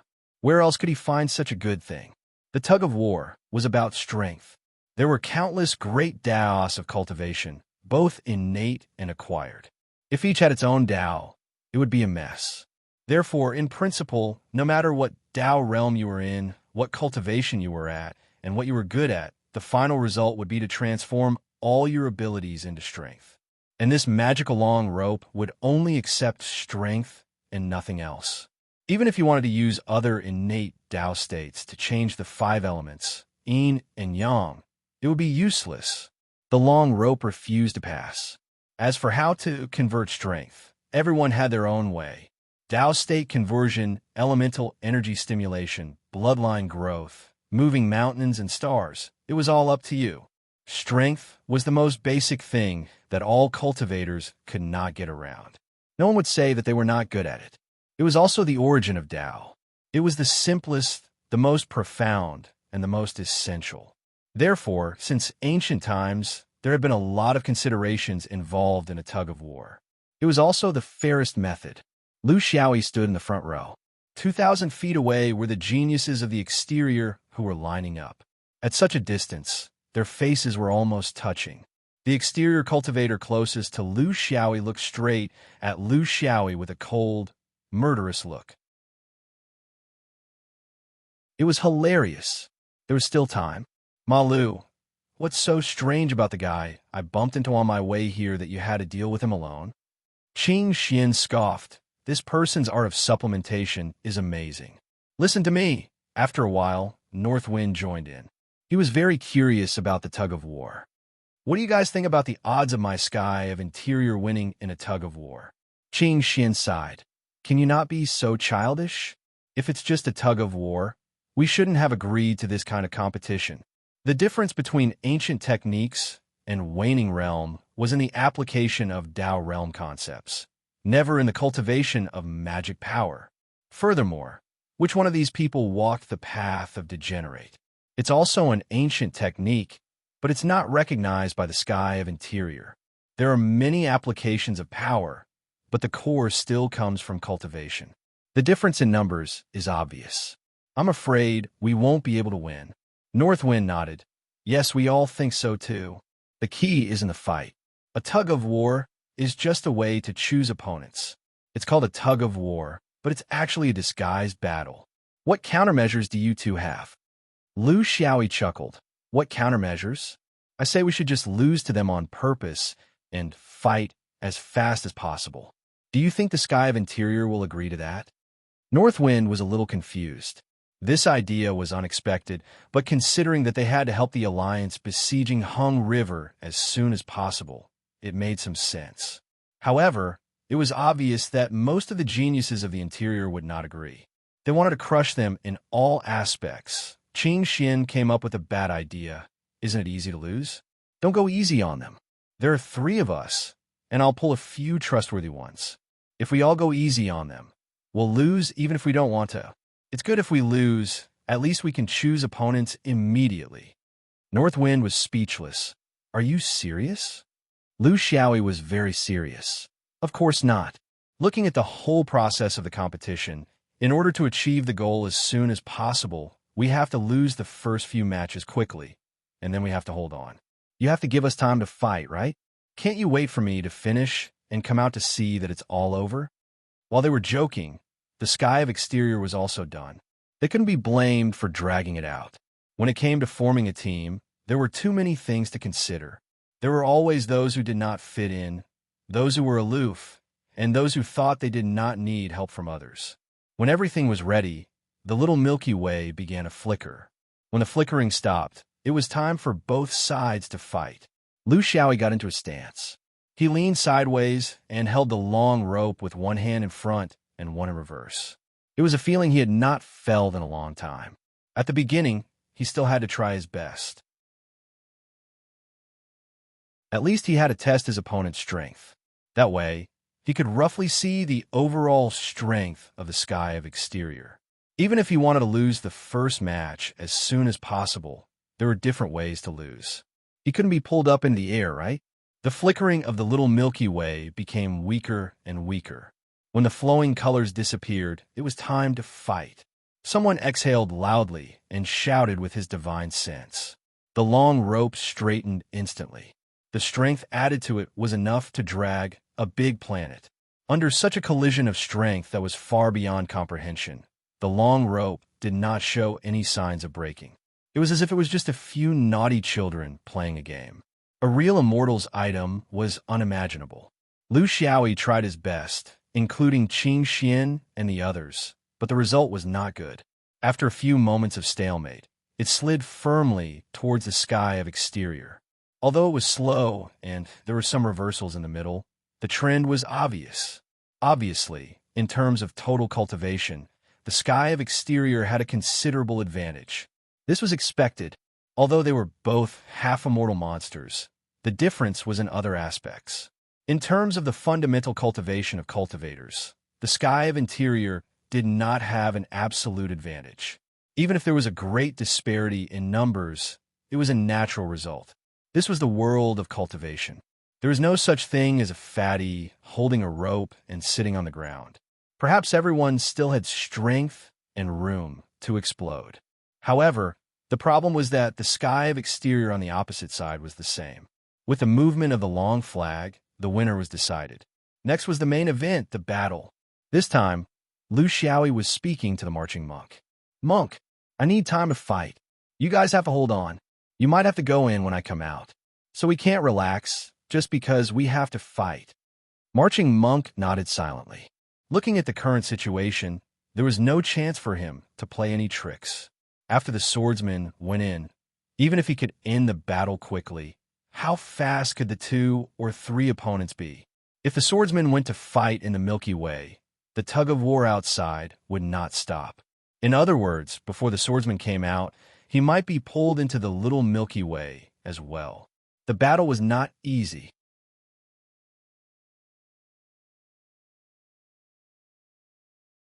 Chapter 1835. Shao Mountain no longer had the color of snow, but blood. 10 breaths. After a brief moment of chaos, the Hung River Coalition army quickly recovered from their panic. As for the wretched state of the insect swarm, who cared about it? In fact, the Xianyuan swordsman army's first attack was really aimed at the insect swarm because of their large numbers. However, under the sword formation's twisting, half of them were lost in just a few breaths. There was nothing they could do about it. Ishircho Khan was very quick-witted and immediately made a decision. Everyone, set up a defense at the Old Man Peak. He didn't choose to charge out. Even if he used his but to think, he knew that since Xianyuan had already predicted their arrival, how could Zhuozhou's accomplices not be in the blue sky? As long as he charged out and scattered, he would immediately fight for himself and become the prey of Xianyuan and Zhuozhou's people. This was exactly what the other side wanted. He couldn't walk into the trap. Once they entered the universe, the void was boundless. How many of them could escape from the Sword Vein's pursuit while running? There were also countless difficulties in the path. In the end, how many of them could run back to Hung River? Right here, right at Shao Mountain, right at the Old Man Peak, and the Wormhole's escape route. This was much better than a group of people running in the main world. At least they could stay together. Moreover, didn't the Xianyuan swordsmen not care about the bottles and jars on Shao Mountain? then I want to see if you really don't care. Or are you pretending to not care? The swordsman's attack didn't care about the plants and buildings on Shao Mountain at all. However, from another point of view, they might be using this kind of indifference to cover up their care. If they really flew out, they might do as they wished. Right at the Old Man Peak, there were 13 peaks around Shao Mountain. It was completely within the monarch's attack range. When the time came, not a single peak would be left behind. As long as the Xinyuan people dared, he would play along.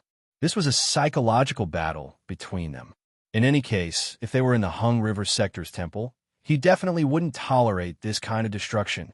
With their current strength, there were still 10 intact Hengyan gods, nearly 20 great shamans of the Enclave Earth, 7 rogue young god friends who had shared weal and woe with them, and some of the remaining big insects. Their strength on paper was not bad. Should they defend where they were, break out of the encirclement, or fight guerrilla warfare in the sky? They were all options. However, there was a high probability that they would not jump around randomly in the blue sky continent, because it would cause huge casualties to the mortals. He was happy here. Once the Hung River was broken, the blue sky continent people would definitely take revenge. He could not do that. They still had some time here.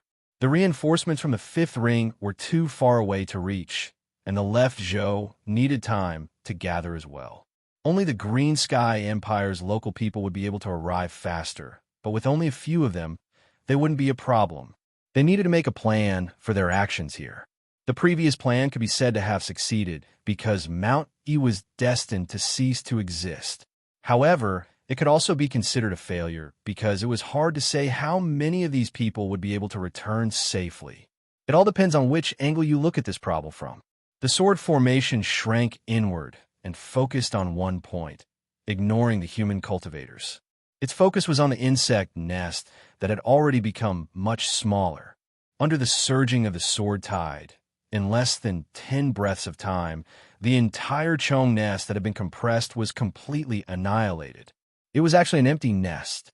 No wonder the insects did not pledge their lives to defend it. The insects, who had always been inflexible, also played a little trick this time. At least, the foundation of their race was still there, and there would be a day when they could rise again. This was a bit unexpected for the swordsman. In fact, even the people of Hengyi were kept in the dark. However, Ishurcho did not say anything.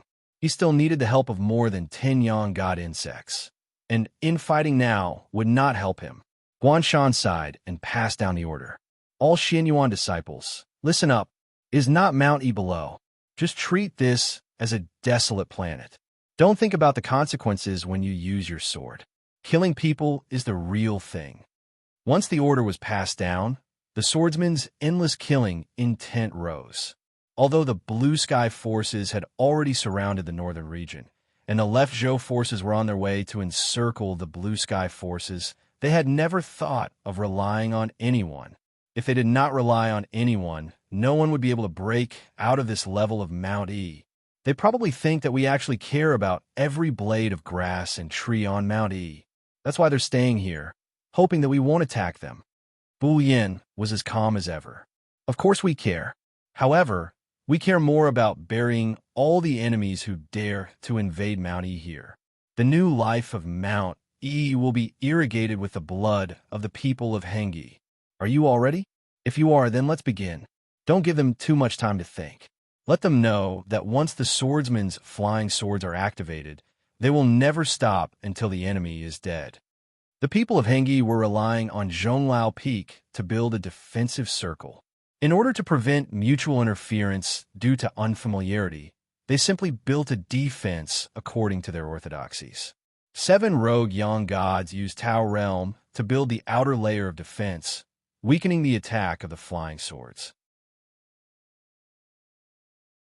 The Edo shamans used witchcraft to build the middle layer of defense. The core of the inner layer was provided by the people of Hengyi. They evolved a closed loop of the sacred river, within which there were divine bestowments. The 10 or so large insects were responsible for dealing with sudden changes. They could not contribute much to the system, and their fighting style was completely different from that of humans. Just as everyone was quickly building a defense system, A faint vibration came from inside Zhonglao Peak, and it was endless. Isha Khan and Emperor Yi looked at each other, and their hearts sank. The wormhole was completely destroyed.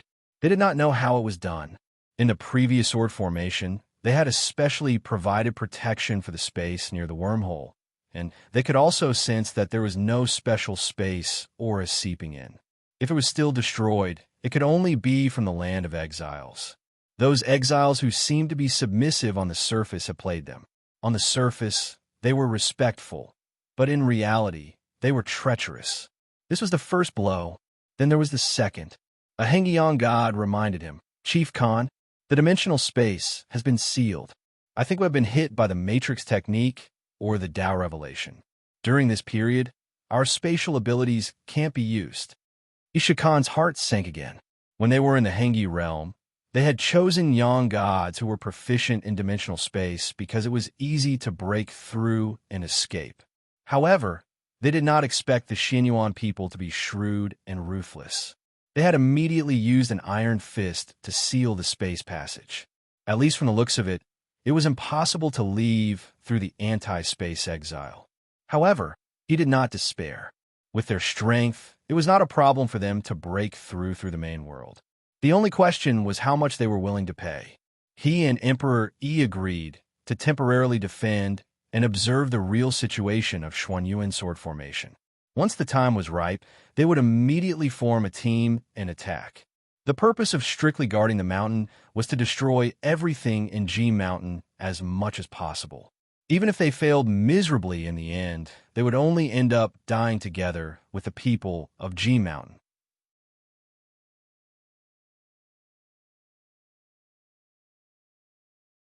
Chapter 1836.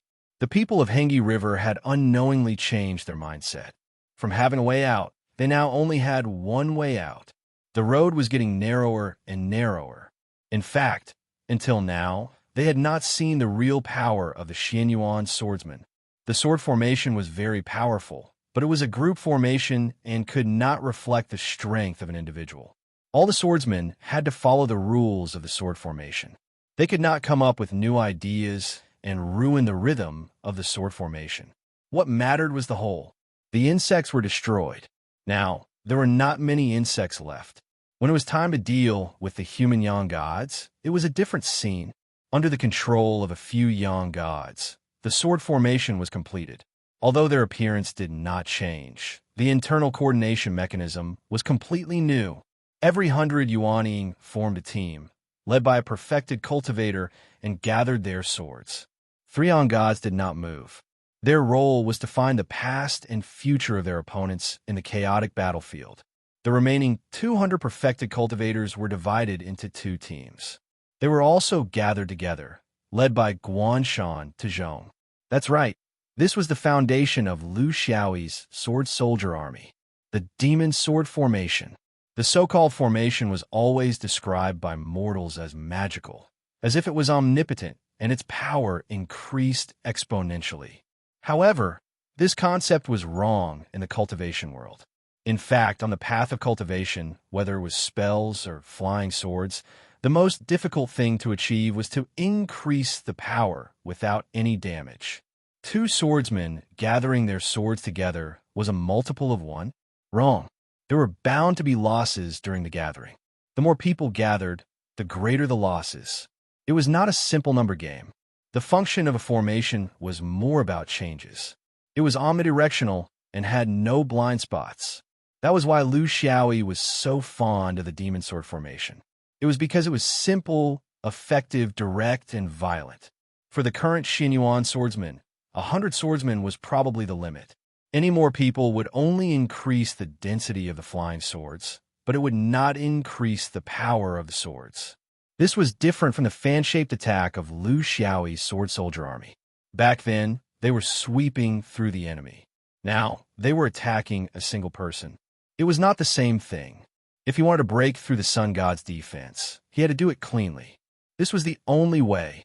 From the people of Hung River sneaking in, to the appearance of the insect nest, to the display of the sword array's might, to the autumn wind sweeping away the fallen leaves, to the final gathering of the Hung River Army at Zhonglao Peak, to the destruction of the wormhole.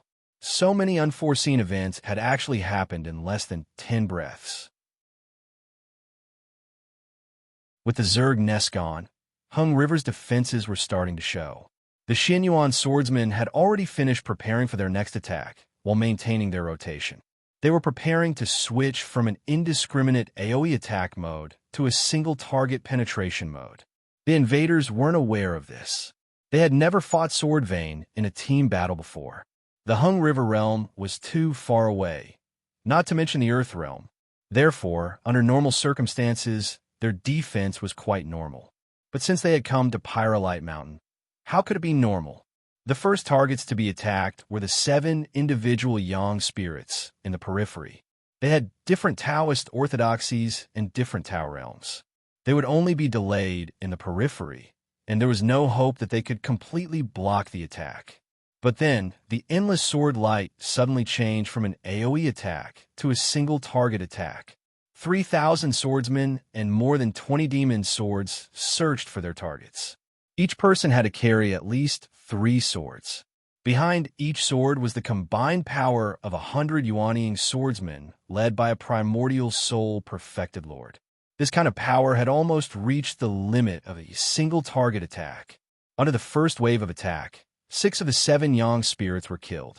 The Tao realms that they relied on were useless in the face of absolute power. At the same time that they were killed, the 100 perfected lords began to search for the past and the future. For a moment, the sky above Pyrolite Mountain was like thunder, and the entire northern region could hear it clearly. The huge sword of light illuminated the entire Pyrolite Mountain for thousands of miles. The sonorous sword strikes were deafening. This was the result of hundreds of years of training by the Xianyuan Swordvane. They had integrated the humiliation from last time into hundreds of years of training to achieve this kind of unparalleled power. To be honest, it was easier to achieve this kind of coordination with the Swordvane. If it was the Dharma Vane, it would be extremely difficult. This was because they did not walk the path of explosive power. Isha Khan and Emperor immediately realized the mistake in their strategy. Under this kind of attack, any kind of defense would be useless. They had no experience and did not understand the biggest taboo when fighting against swordsmen. It was completely different from the Dharma Vane. Standing here and fighting was equivalent to courting death, including them. They cannot be blamed for not having any experience. They might have encountered swordsmen in their lives, but they did not have any experience fighting against swordsman armies. This was a completely different matter. Both of them were decisive people. They knew that the swordsman was slowly leading them to their deaths. When fighting against swordsmen, there was no other way except to charge out and fight with their lives. Seeing that 4 of his 7 wandering cultivators had died, and the other 3 were still struggling to revive or be killed, Isha Khan gritted his teeth. Everyone, gather together and charge out. Emperor, he stopped him. Fellow Taoist, you can't. Can't you see it now? We are like frogs being boiled in warm water. Every reaction is within the opponent's expectations. If we gather together and charge out, we don't know what is waiting for us. Don't hold on to any more hope. Stop dreaming. Just treat it as if we are escaping after losing the battle. Just scatter and use the most primitive and clumsy method. Scatter their strength as well. Don't think that we can all escape together. If we run one by one, we will be lucky. Otherwise, if this continues, by the time you want to scatter and escape, there won't be many of us left. As a sacrifice, Emperor Yi's heart was crumbling. All the methods of a grand shaman could not be used in the face of the concentrated attacks of the long-range flying swords. He had long heard of the sword vein in the Earth realm. What he heard was exaggerated, but what he saw was even more exaggerated. Its reputation was not in vain. The opponent seemed to be harming his own sect. He used their thoughts of destroying Pyrolite Mountain to trap them in one place. This was the best way to maximize the long-range attacks of the flying swords. Actually, at this point, how could they still have the chance to destroy Pyrolite Mountain? There was no time at all. They no longer considered the idea of measuring the strength of the sword vein. In the current situation, rushing out and surviving was the most important thing. Hung He and his group of idiots had made a series of dazzling moves, but it was useless. Instead, they had lost themselves. They still could not see the situation clearly, and they still wanted to rush out in groups. Spreading out was the best way.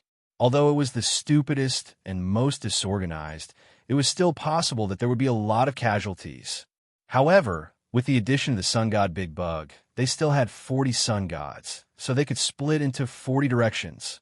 The opponent only had 20 or so demon swords, so they could not slash them all. They would definitely miss 10 or so. Once these 10 or so got close to the sword formation, it would definitely cause chaos in the sword formation. The other party's demon swords would naturally be dissolved, and the 20 or so sword that were slashed would be able to rush forward. Such an attack would definitely cause casualties, but at least they would attack and defend each other. There would be hope if they mixed together. They were all sun gods. They could be reborn and tolerate mistakes. Who could stop them when they took advantage of the chaos? The stupidest was the best tactic.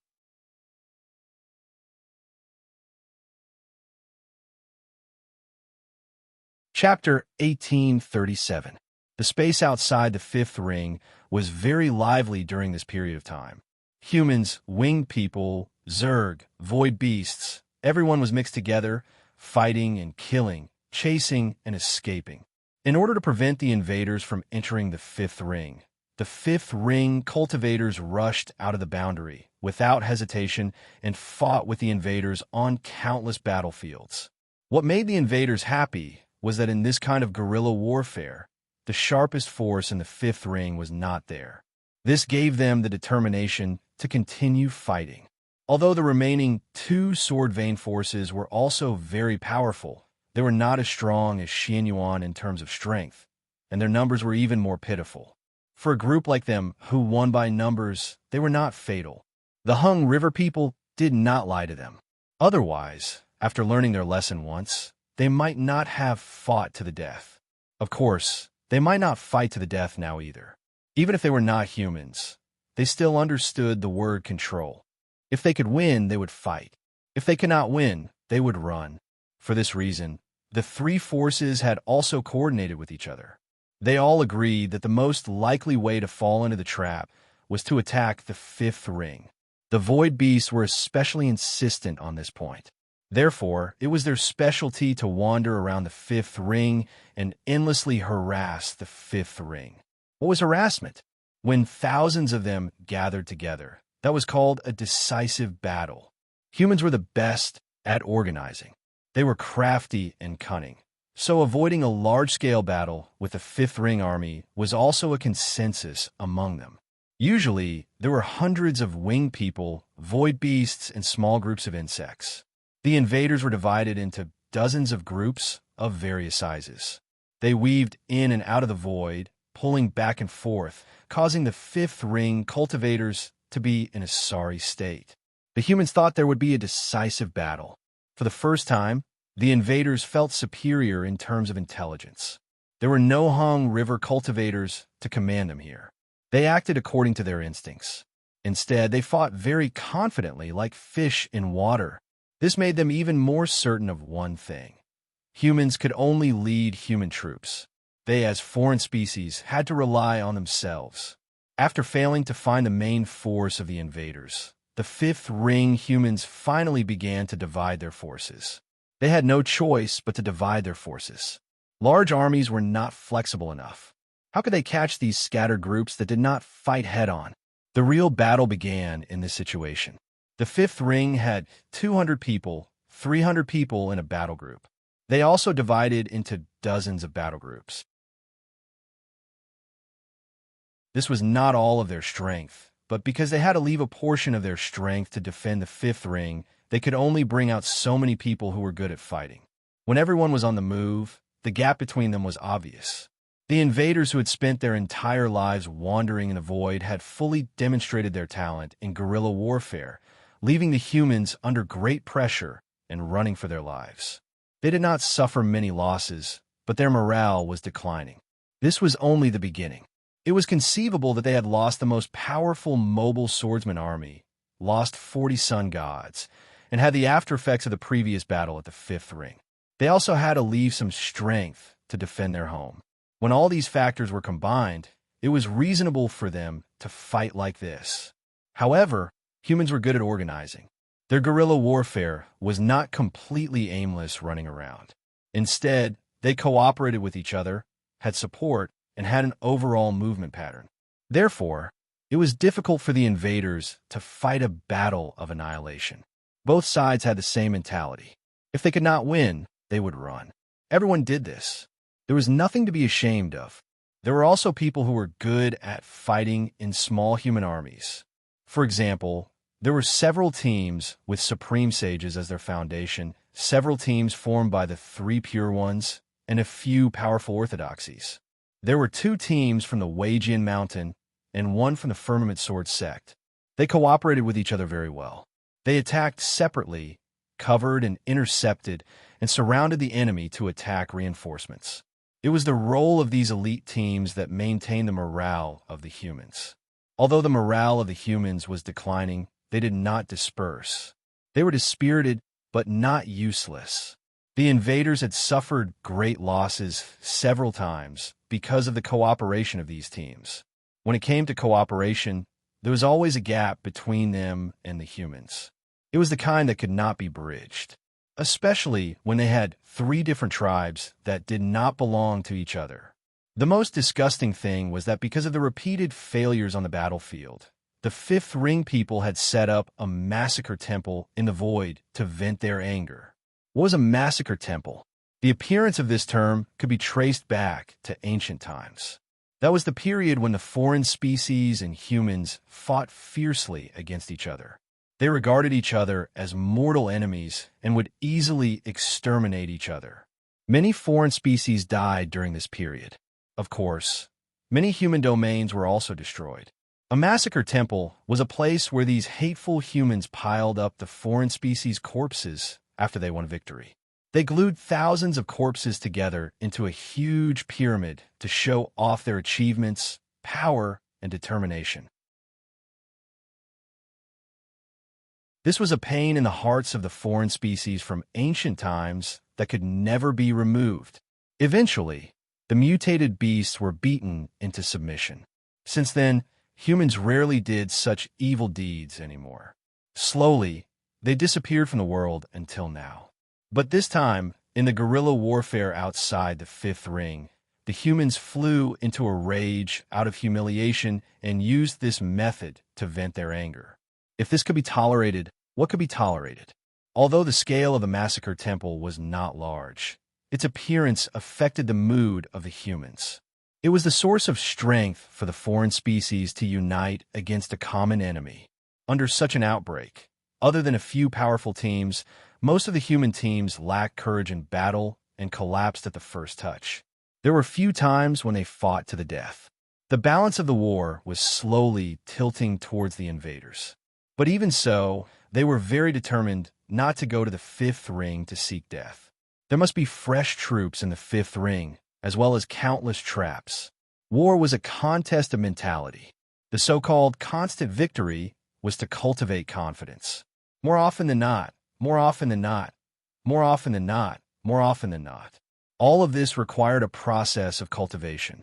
After a period of guerrilla warfare, the higher-ups of the foreign species were delighted to see their own race's morale rising. They were full of confidence.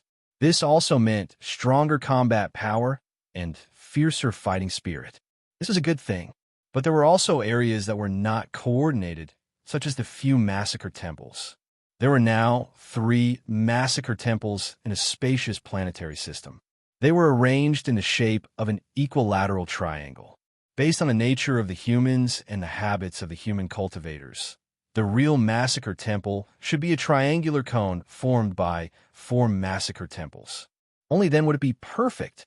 This was a bad habit from the ancient times. Its true meaning could no longer be verified, but humans had a compulsive memory. If they did not arrange it properly, something would be missing, and there would be no sense of ritual. The foreign species also understood this point. So they repeatedly instructed their subordinates not to go to that area, so as to prevent the fourth massacre temple from being arranged. It was not that they were stupid and did not know to destroy the 3 massacre temples that had been arranged. The foreign species also had their own beliefs and bottom line. One thing they had in common was their respect for the dead. When these skeletons were firmly glued together by the humans using some unknown method, the foreign species had no other choice but to destroy these skeletons. But destroying the skeletons was an attack on their beliefs. So they could only do this for the time being. They would find a chance to deal with these skeletons after the war ended. Around the 4th massacre temple, both sides began to fight openly and covertly, slowly forming the main theme of this guerrilla warfare.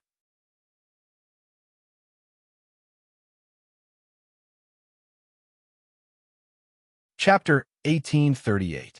In the beginning, this was just the private resentment of the foreign species. Slowly, as the news of the 3 temples spread, many foreign species groups hurriedly passed by. When they saw their own kind, the winged people, the zergs, and the void beasts, all piled up together, a wave of anger arose spontaneously and gradually spread to the entire invader army. This unsettling aura was being pushed by someone with ulterior motives. Somewhere in the sky, the leaders of the 3 races gathered together for a discussion.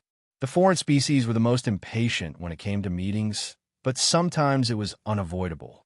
This was especially true when there was a huge change in the course of the war. After all, they were 3 races and needed to be coordinated. The Zerg leader spoke. No one knew his name because to Zerg, his name was a lifelong secret that would never be revealed to outsiders. We found a powerful human army on the other side of the 5th ring. We believe that they are from Yongding and are secretly sneaking into the 5th ring. They are up to no good. According to our understanding of the human world, this is the enemy of the 5th ring. They're very dirty. The 5th ring has used their strength to bully Yongding many times. Yongding almost participated in the last war against the 5th ring. Therefore, I think this is good news for us. At the very least, we don't have to worry about the 5th ring's forces suddenly appearing. The Void Beast leader also did not have a name. The reason was the same as Zerg. Brother Zerg is right. We Void Beasts have also discovered this force. But it feels like they're still hesitating. I guess they are waiting for us to engage in a large-scale war with the 5th ring people and bite each other before they make a move. Humans are like this. They love to settle small scores and are irresponsible. They obviously have a feud, but they insist on waiting for others to make the first move before reaping the benefits themselves. As the true natives of the Void Beasts and Zerg's scouting abilities were not to be doubted. The information was accurate. The question was, what could they gain from this information? The Winged People's leader remained clear-headed. However, his clear-headedness was completely due to his lack of understanding of the relationship between the human domains in the main world. Furthermore, because they were not familiar with space, they did not have such scouting abilities. Is there a possibility that Yongding is actually an ally of the 5th Ring Alliance and is here to support them? This idea was immediately rejected by the Void Beast and the Insect Soldiers. Obviously, Yongding and the 5 Rings were mortal enemies. This time, they were planning to take advantage of the situation and take a bite out of it. However, Yongding also couldn't possibly cooperate with them. This was the hypocritical nature of humans. They wouldn't take the initiative to contact him either. Among them, in terms of arrogance, the winged ones were the most arrogant. Recently, the little ones under my winged ones have been experiencing emotional fluctuations, and it's a little hard to suppress. It was also because of such emotions that they became frivolous and rash in battle, losing their sense of propriety and causing losses. I don't need to tell you the reason. I just want to know, what suggestions do you have in the matter of Tuguan? He couldn't allow this kind of emotion to develop. As the saying goes, an arrogant army is bound to be defeated, and vengeance cannot be held. An appropriate amount of hatred could stimulate one's fighting strength. but excessive hatred could easily lead one to destruction. If this kind of emotion isn't resolved, in the long run, I'm afraid that the little ones will fall into the human schemes. The winged ones were a little special among the three races. They were the strongest in terms of individual combat strength and prided themselves on being noble. They couldn't accept the bones of their own people lying around and were also very dissatisfied with the Alliance's indifference. In view of their powerful strength, the other two races couldn't underestimate the winged ones. The Void Beast nodded. Brother E is right. My Void Beast race also has a strong reaction to this. The little ones need a space to vent. Otherwise, if they continue to be depressed, their mentality will be completely controlled by hatred, and it won't be good for the war. I think that Tu Guan was deliberately done by the humans to slowly stir up our impatience, and then find an opportunity to use it. Humans are like this. If they can't win in a head-on battle, they will have other thoughts. This has never changed since the beginning of the humans. We can't let this continue. Zerg didn't agree. Among the three races, they didn't care about this the most. Being buried in the battlefield and dying in the void was Zerg's final destination. What was there to be sad about? It didn't matter where the bones were scattered. This was exactly Zerg's warlike nature. But that was just that. Among the three races, Zerg was the weakest in terms of individual combat strength. They relied purely on numbers to win. They preferred large-scale battles and were the least interested in guerrilla warfare. They were also the race that had suffered the most losses since the war began. Therefore, although they didn't care about Tu Guan, they thirsted for battle, a large-scale battle. The humans have a saying, 3 heads are better than Zhuge Liang. Our wisdom may not be inferior to the humans. The humans have a saying in the art of war, what is false is true, what is true is false. Water is impermanent. War is unpredictable. There is no fixed pattern in war. The most important thing is change. Adapting to local conditions and moving randomly is the true way. The Void Beast was very interested and asked curiously, Brother Bug, what do you mean? The winged ones interrupted. How could they let the filthy bug say such an intelligent opinion? It had to be said by the Void Beast, because among the three races, the winged ones were the most human-like. They just had an extra pair of wings. Therefore, in terms of wisdom, the winged ones had always boasted that they weren't inferior to humans. Our opinion, guerrilla warfare is only a concrete manifestation of war. At the right time and in the right environment, guerrilla warfare can play a more prominent role than a direct battle. We have already verified this point over the past few days. However, guerrilla warfare is guerrilla warfare. In the end, it can't solve the fundamental problem. This is the limitation of this kind of warfare. A real strategist will never be obsessed with one tactic. If it is too singular, it will be easy for others to find a way to deal with it. Just like the psychological warfare that the humans are using against us now. We need to change. We need to find the possibility of a decisive battle in guerrilla warfare. Even if it isn't a decisive battle, a regional decisive battle is also acceptable. There are 2 benefits. First, we can release the emotions of the small ones. Long-term guerrilla warfare requires a peaceful mentality. Second, we can catch them off guard. The Fifth Ring people will never be able to guess that we dare to face them head-on. This will make them never know what our next step is, thus achieving a diversity of tactics. Third, we can harvest lives. Our strength in the void has long surpassed that of the humans. A decisive battle can greatly speed up the progress of this war. Fourth, with a glorious battle record, we can be more proactive in negotiations with the humans and get more benefits. Otherwise, we will never be able to escape the sorrow of being a pawn of the humans. What he said was very reasonable. He even said what the bughead said, which made it very dissatisfied. What the hell? It was clearly the bughead who came up with this idea first, but in the end, the winged ones took advantage of it. They couldn't even count them, and they still looked like they were strategizing. Did they think that just because they looked like humans, they were humans?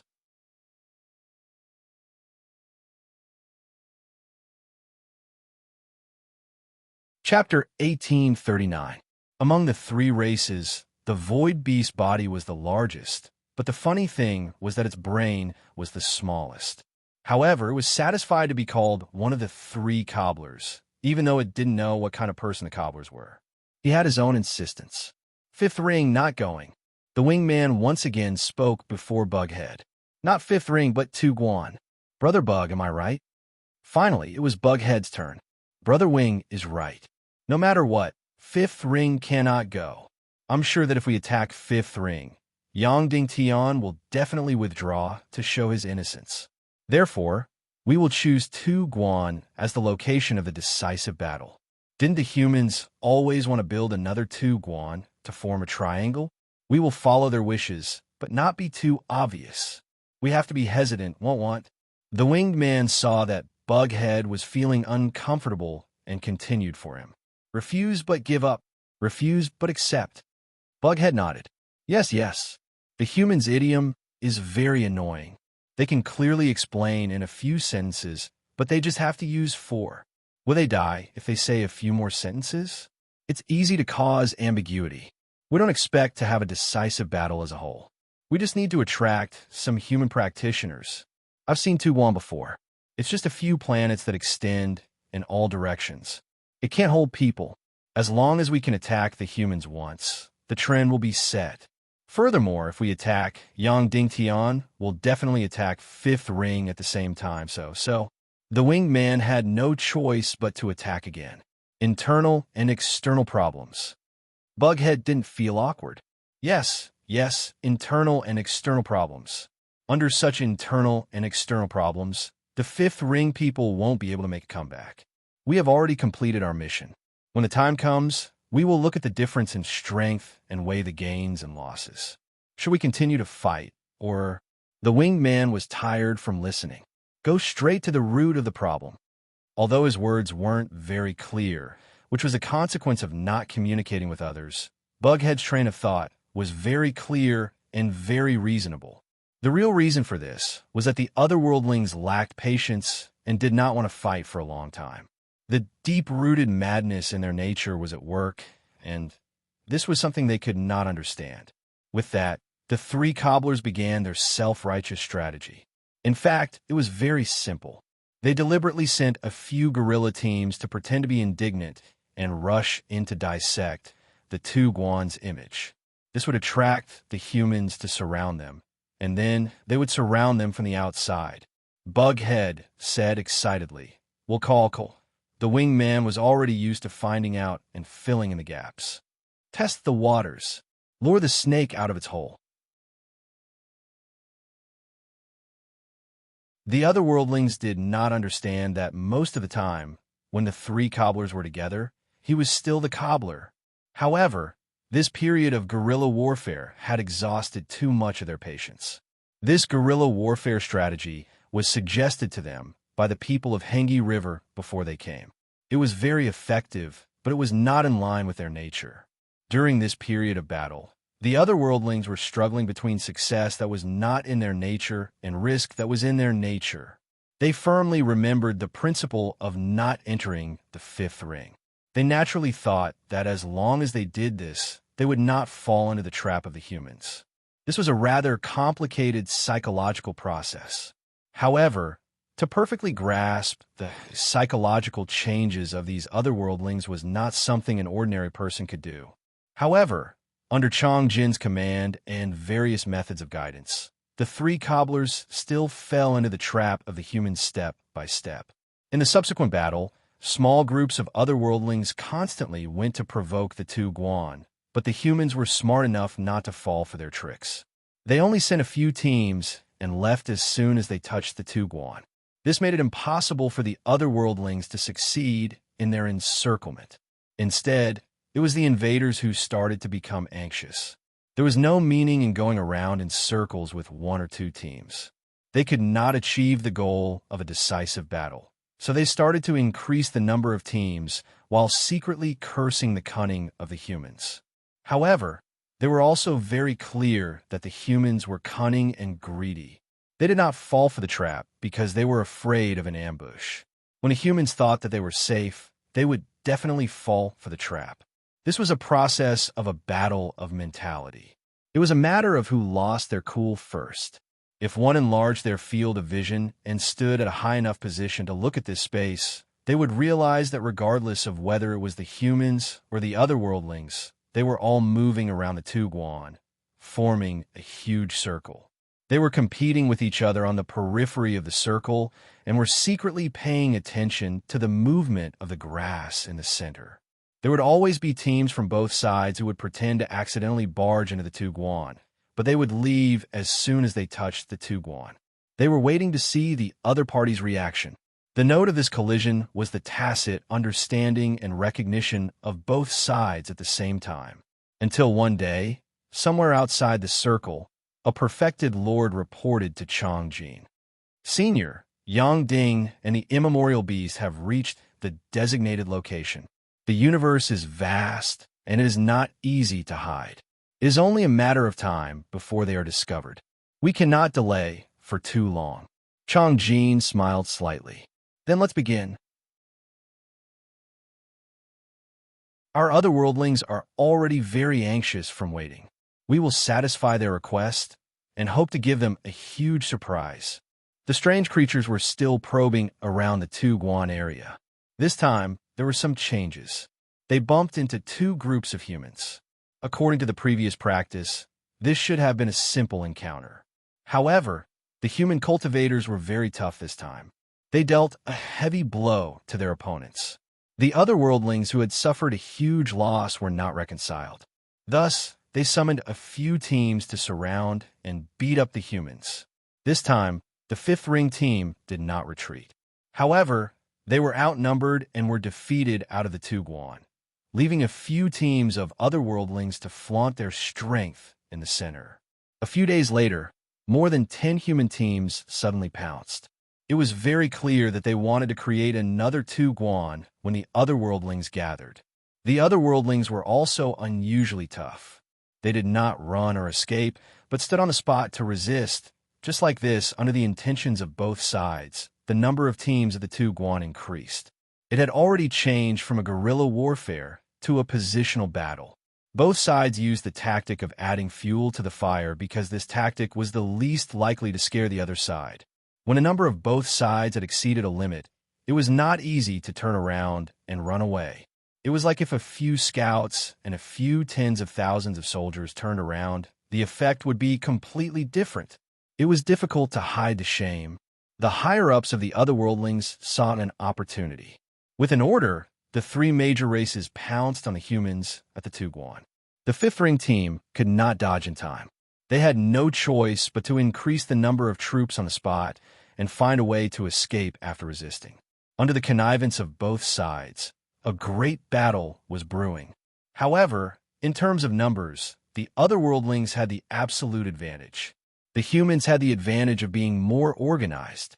When the tens of thousands of human practitioners gathered together to form a formation, a sense of desolation arose spontaneously. This made the other worldlings not dare to act rashly. They had no choice but to form a tighter formation. They were not as loose as they were at the start of the battle. Next, it was a question of who would swallow who.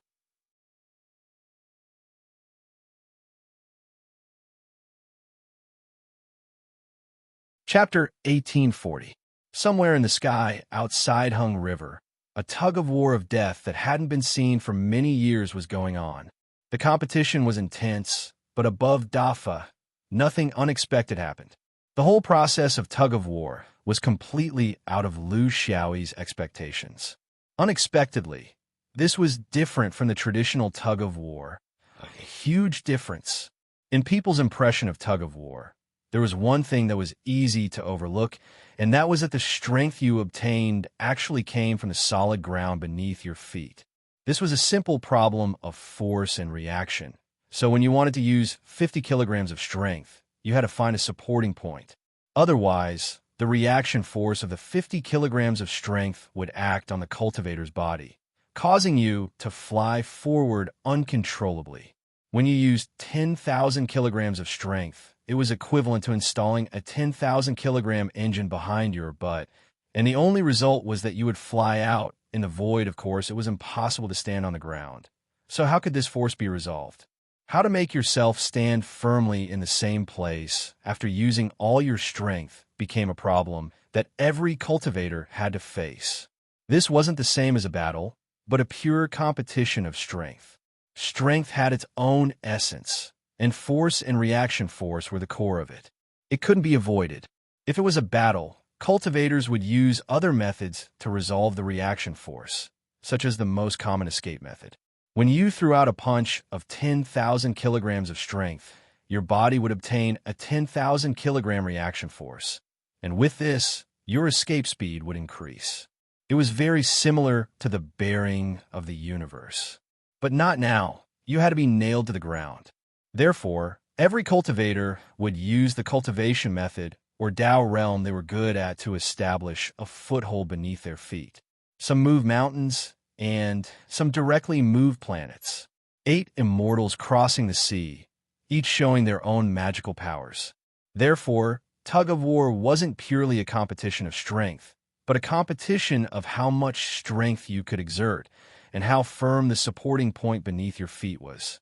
This involved a comprehensive ability and wasn't completely determined by combat strength or cultivation level. For example, Lu Xiaoyi was invincible in swordsmanship, but in terms of tug-of-war, he definitely wasn't the best among these people because his cultivation level wasn't the best and his comprehensive ability was even worse. The supporting point beneath his feet couldn't completely support his strength, and, to him, he could only exert 50% of his strength.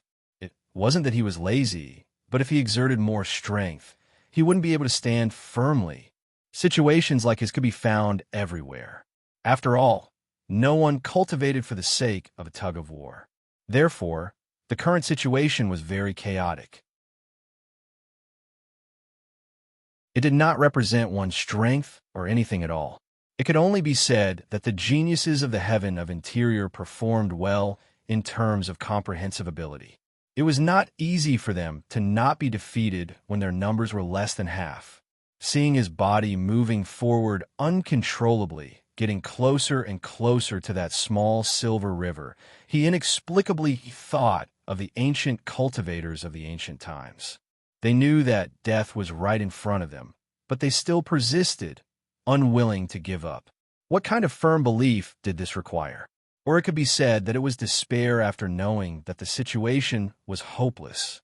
He scanned with his divine sense and found that the hundreds of interior and exterior half-immortals were in different postures.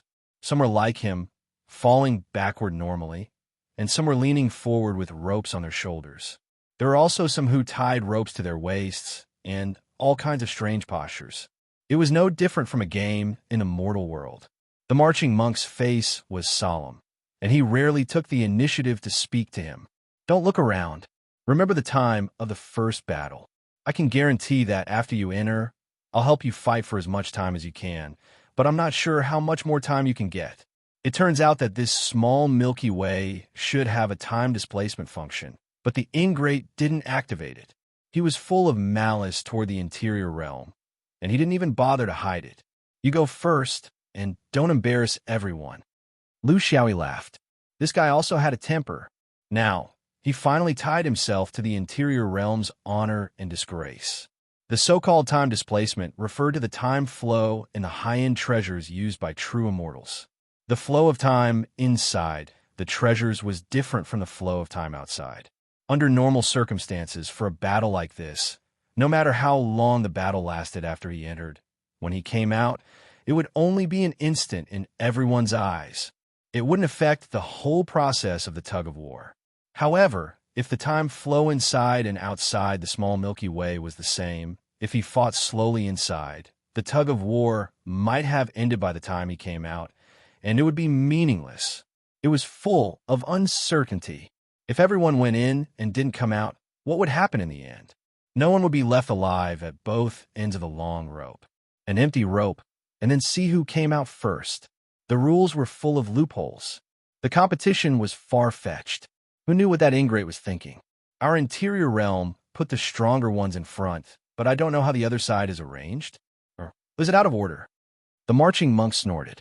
The stronger they are, the further back they are to show their status in the exterior realm. Also, they know that they have the upper hand in the tug of war, so they won't have the chance to enter the battle first. Lu Xiaoyi suddenly thought of a problem. What if I come out, where should I go?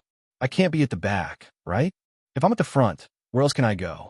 Everyone was speechless. This was indeed a problem, and they didn't know the answer yet. They could only decide after they came out.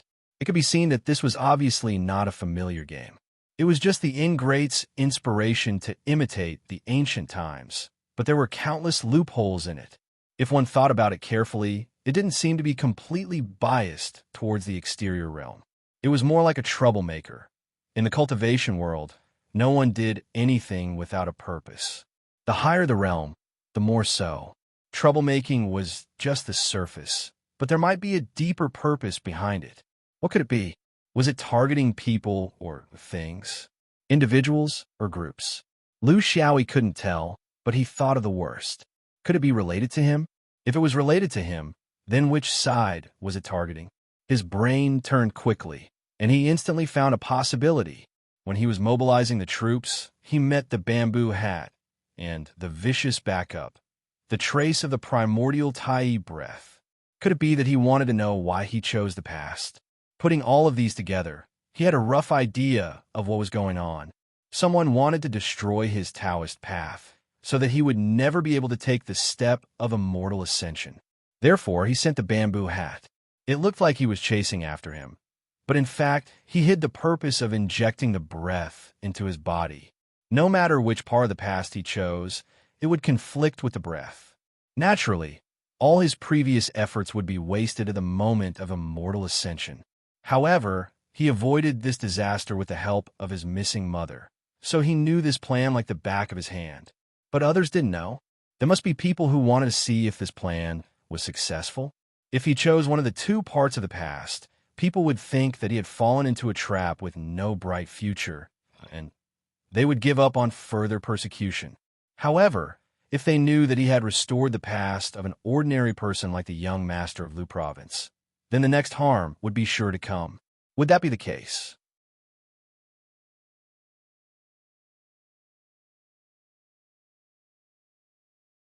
Chapter 1841. There were many taboos about the past and future. There were also many rules. In protecting the past and future, there are differences in difficulty, initiative, and passivity. There were many things to pay attention to. Under normal circumstances, the future was better than the past because the higher one went on the path of cultivation, the harder it was to change. It was easy for others to find clues. But the past was different. There were endless possibilities. The most direct way to discover a cultivator's past and future was to kill them in the present world. This was also the clearest way to see. Therefore, ensuring that one was not killed in the present world was the best defense. Guandu and the other young gods used an extreme method of rebirth during the first battle of the Five Rings. This was very inappropriate for the swordsman, but limited by the environment and situation at that time, as well as Zerg's unfamiliarity with the human past. He only did it occasionally. If the opponent was a human, this method was absolutely not advisable. In addition to killing the opponent in the present world to see the past and future, there were also great cultivators who had special abilities to see the past and future without killing the opponent. For example, Lu Xiaoyi's future was seen by the marching monk through the Nirvana Tao realm, but the premise was that he did not deliberately hide it. Moreover, he only had one future, so he disdained to hide it. He did not want to see it. His past was also seen by two half-immortals when he was in Yuanying, but this kind of seeing was limited. First of all, he was not prepared. Because of the huge difference in realm, he was slow in this aspect. If it was now, no one could see his past without killing him, because he now had this knowledge. Secondly, the two half-immortals could see, but this kind of seeing could not determine the datum point of rebirth. For a cultivator, there were countless parts of the past, so there was no basis for judgment at all. It was useless to look at the past.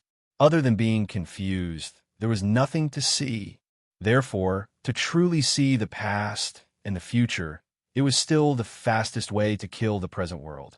Only then could one discover the clues of the past reference point in the instant of rebirth. Only then could one greatly reduce the scope of the target and form an effective kill.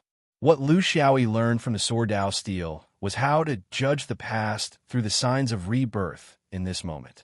Then, if this ingrate really wanted to do this, he would definitely meet such a heavenly monster of the exterior who could see the past and future of the opponent without killing them. Through all kinds of strange methods, he had the ability to cover it up. However, this required an additional expenditure of spiritual energy. To all of them who were at the primordial spirit realm, looking at their opponent's past and future was like taking off one's pants to vent. It was an unnecessary move. You don't need to look into the past or future to kill an essence divinity cultivator. You only need to kill the present. What's the use of looking into your opponent's past and future?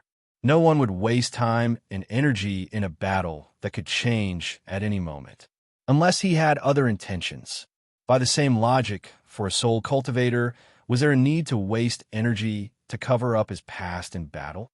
There was no need for that, because under normal circumstances, no one would watch your videos. If you did that, it meant that you were hiding something.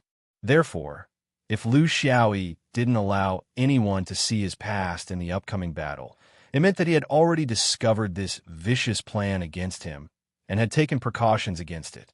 It was bound to attract endless trouble, and it was trouble from a higher level that he couldn't afford to offend. It would be even more bizarre and impossible to guard against. The conclusion was that he had to pretend that he didn't know anything and didn't have any defenses against his past. He couldn't let others see his countless past as a normal person. What he needed to hide was the countless past of the young master of Lu Province. He had to show the two parts of his past that might not belong to him to others. He would fall into the small Milky Way in half an hour. Before that, he had to deal with this matter properly, just in case. In the cultivation world, every step was a trap, especially as the successor of Xuanyuan's sword vein and the leader after the Crow ancestor. He was destined to face more schemes. It could be believed that the Crow ancestor had caused a lot of dissatisfaction in the immortal court. He couldn't imagine who would sincerely support him. One mistake had caused the Crow ancestor to poke a hole in the sky. Now, another mistake had caused Lu Xiaoyi to tear the hole even bigger. Were the immortals so forgetful? His upper realm was technically traceable, but in terms of the environment, it was full of dangers. There were too many things that he needed to be on guard against. Moreover, he knew nothing about the upper realm. Where could the memories of the past and the things in the depths of his soul be hidden without being noticed? Lu Xiaoyi began to search in his sea of consciousness. Neither the Sparrow Palace nor the Great Tao Fragment could be guaranteed. Slowly, he focused his attention on the trace of the ancient aura that appeared during the Tai era. He still couldn't determine what kind of nature it was. It definitely didn't belong to any innate Great Tao. But since this thing would cooperate with the eruption of his small universe when the era changed, it was destined to be an inseparable connection. Why not hide the past here, even if it was fused in advance? Fortunately, the young master of Lu Province's memory was still recovering and wasn't very clear. Fortunately, the two parts of his past hadn't completely faded away. Otherwise, things like the past couldn't be hidden no matter what. This decision was a little hasty. For a danger that might not exist, he put himself in another danger, but he still decided to do it. His life was more important. Half an hour passed quickly. Before he fell into the small Milky Way, he signaled to the marching monk, "Remember your promise. This isn't for me, but for you, for the interior heaven." In a trance, he didn't know where to go. He only felt that he was in a long galactic river with no boundaries and no living creatures. The next moment, he felt 3 breaths in the distance. He was lucky to encounter 3 enemies for the first time, which was a small probability event. With a shake of his flying sword, he had already leaped out. Putting everything else aside, he wanted to fight to his heart's content first. Obviously, in this seemingly boundless Milky Way, Neither side could hide their whereabouts through secret arts. Lu Xiaoyi could sense the three of them, and the three of them could also sense him. At the very least, this prevented one side from stalling for time by hiding. This also confirmed his conjecture that the immortal ingrate was indeed biased towards the exterior realm. But other than this bias, he had a more important purpose. Who were the three opponents? He didn't know, because this was the ingrate's arrangement. Of course, the ingrate wouldn't say it out loud. He said it was random. The genuine immortal realm was his treasure. Who would believe you if you said it was random? It was just a facade of fairness on the surface. If he could figure this out, the three opponents were also very clear about this. Therefore, they didn't avoid and charged head-on. 3 breaths, one of which was spiritual and soul power. This was a dead spirit. One of which was cursed. This was a black magic. One of which was the real body of an ancient sorcerer. Was this the ancient sorcerer of Earth?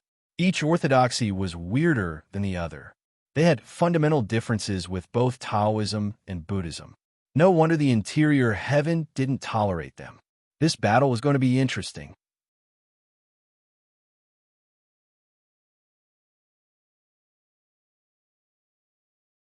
Chapter 1842. Lu Xiaoyi's sword light was like a tidal wave. He took care of all 3 of them. This was because he wanted to find out the order of his attacks in their first encounter. One person wielding hundreds of thousands of sword light, with different Tao realms, different echelons, and different combinations of tactics. Even if 3 swordsmen attacked at the same time, it would be impossible to tell that they were all from the same person. It was still the twitching movement that made people feel uncomfortable. It was like an old car with a faulty engine. You would never know what would happen next. Would the brakes fail? Would the steering lose control? Would it be reverse gear? Or lying down? Because he didn't know. He couldn't predict it at all. Even so, the attacks of the 3 exterior prodigies could still accurately find him. It was just that the efficiency of their attacks was greatly reduced. The 3 of them made the same choice and attacked in a wide range. This was also the best way to deal with the elusive swordsman. At least they wouldn't be unable to catch him, but they would also lose the ability to focus. In their first encounter, they were fighting for the advantage of being the main attacker. Whoever retreated would hand over the initiative to someone else. Since he was worthy of being called a prodigy, his intuition in battle was not bad. He was the least affected by the spiritual attack of the undead spirit. The undead spirit's Tao realm was also within his range of knowledge. This meant that he was basically immune to this person's attacks. The other 2 were more unfamiliar. One was tame head, and the other was ancient sorcery. The ancient sorcery was more direct, and was similar to being possessed by God. He was also the one who wanted to get close to Lu Xiaoyi the most. However, he obviously didn't expect that the 3 of them would be the first to encounter the swordsman. With his speed, it was difficult for him to catch up with the swordsman. Black magic was a type of witchcraft. The characteristics of black magic were bad luck, poor physical condition, abnormal temper or personality, auditory hallucinations, inexplicable bruises on the body, teeth marks on both sides of the tongue, abnormal muscle twitching, the feeling of insects crawling on the skin, inexplicable abdominal pain, weakness in the whole body, black lines in the whites of the eyes, etc. The so-called black magic was the use of some kind of poison or insect as a tool to secretly affect the target and make the target act according to one's will. The tools included the so-called 5 poisons: snakes, centipedes, scorpions, spiders, toads or geckos, needles, lead, special divine oil, and so on. When casting the spell, one generally needed to obtain the target's birth date and other similar basic information.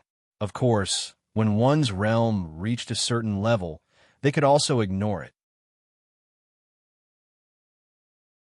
There are different ways to cast spells, such as live summon, using a living creature to cast spells; death summon, turning the creature into powder or liquid; direct summon, using the creature to cast spells directly on the target; remote casting, using smoke or fire to cast spells from a distance, and so on.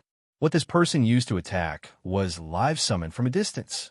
The living creature he used was an extremely rare type of invisible vacuum nematode. It was as thin as a cow's hair, but it could break through one's chi gang and was all-pervasive. The target would not be aware of it, and then it would slowly take effect, making it impossible to guard against. Just one of these creatures was already very powerful and was a good tool for sneaking up on people. However, this black magic master in front of him had hundreds of them at once. Such a dense area also made it difficult for Lu Xiaoyi to move in a small area. He could only move in a large area to completely avoid them. He had no idea whether his own Qi gang could repel these creatures, and he would not seek confirmation. The best way was to kill him first. If he couldn't solve the problem, then he would kill the person who created the problem first. This guy was also very self-aware, so he hid the furthest away. Did he think that he would be safe just because he was far away? After testing the waters, he began to retreat as he moved. It seemed that he was impatient with the combined attacks of the three of them. In fact, he was looking for an angle, looking for an opportunity for the three of them to form a straight line. After a few turns, an opportunity appeared. With a shake of his body, he disappeared from where he was, leaving only the dragon-like sword chi that concealed his figure. What was concealed was only the vision, but he had disappeared from the perception of the three of them in the divine sense. This was the space escape. What surprised the three of them was that there was actually someone who could use the space escape technique in an instant while moving at high speed. However, they were not in a hurry, because there were advantages and disadvantages to entering the dimensional space during a battle. The advantage was that they could gain a short respite, but the disadvantage was that when they came out, they would definitely be attacked first. They did not think enough and did not realize that since the opponent could escape into the dimensional space in an instant, he could also escape out in an instant. Just as the three of them were using the Space Tao realm to track him, Lu Xiaoyi had moved from the front of the three of them to the back. Because of the position, the ancient wizard warrior and the necromancer interfered with each other and could not fully display their abilities. It was also at this critical moment that all the sword light in the sky converged and slashed down again. The black magic master who was closest to him was greatly shocked.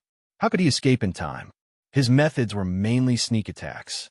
Under the head-on collision of the majestic sword light, he could not even find a slightly effective defensive method. The only way was to use the substitution technique of black magic. However, this kind of substitution technique was very useful against the Dharma cultivator's forbidden art, but it was not very effective against the continuous attacks of the flying sword. Substitution was useless once. Lu Xiaoyi had a series of flying swords waiting for him here. The other two geniuses of the exterior were very determined to rescue him, but Lu Xiaoyi was even more determined than them. He faced them head-on, even ignoring the black magic master who was still sacrificing himself behind him. This kind of madness was somewhat beyond reason. However, when he drew his sword and faced the ancient wizard warrior head-on, a celestial phenomenon of Tao disappearance rose behind him. Such determination and willpower finally defeated the two opponents in front of him. What kind of monster was this? There were many advantages to fighting fiercely, but the premise was that you had to be ruthless all the time. If you gave up halfway, you might as well admit defeat and defend from the beginning. They thought they were ruthless, but they met someone who was even more ruthless than them. When the celestial phenomenon of Tao disappearance rose, a trace of hesitation inevitably arose in the hearts of the remaining two people. Hesitation and indecisiveness in a battle were courting death. The dead spirit body hesitated, and only the ancient wizard warrior bore the brunt of the attack. Seeing the swordsman approaching like the Grim Reaper with a huge celestial phenomenon of Tao disappearance behind him, his fighting spirit was gone and his willpower was taken away. He began to regret his battle with the swordsman and complained about his companion's cowardice. He could only grit his teeth and endure. At least he knew that turning around and running away now was courting death. However, such a drastic change in the state of mind would definitely cause a gap to appear in the perception of the state of mind. He did not expect that such a brave, fearless, and ambitious sword cultivator would have a hidden dark side behind the dignified front. even though he clearly had the momentum to fight in close quarters. A sneak attack sword pierced from behind, causing a fatal flaw to appear in the ancient wizard warrior's state of mind as he focused all his attention on the front. Usually, he would not be so careless in a battle. However, after this battle, he felt strange and very uncomfortable. His skills were crumpled and his tactics were not coherent. It was as if he had been bewitched. Was the swordsman still planning to kill him by maintaining a distance and releasing his flying sword? Just as he thought of this and was about to respond, the swordsman had suddenly closed in on him, the long sword in his hand swinging unsteadily. There was no way to fight this battle.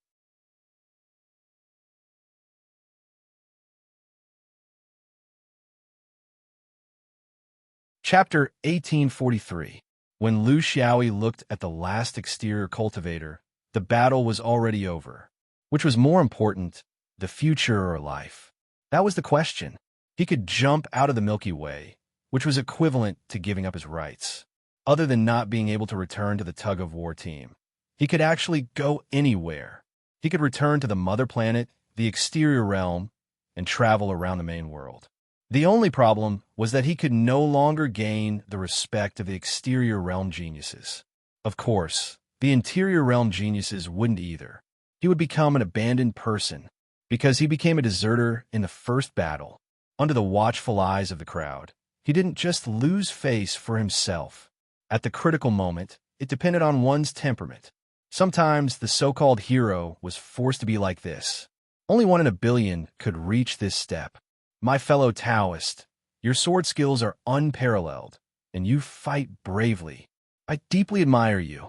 However, when it comes to the Great Way, you won't shrink back. I still have one more path. Please correct me. His figure turned illusory, and the dead spirit merged into the netherworld. This was the fusion of the acquired path of the netherworld and the innate path of impermanence.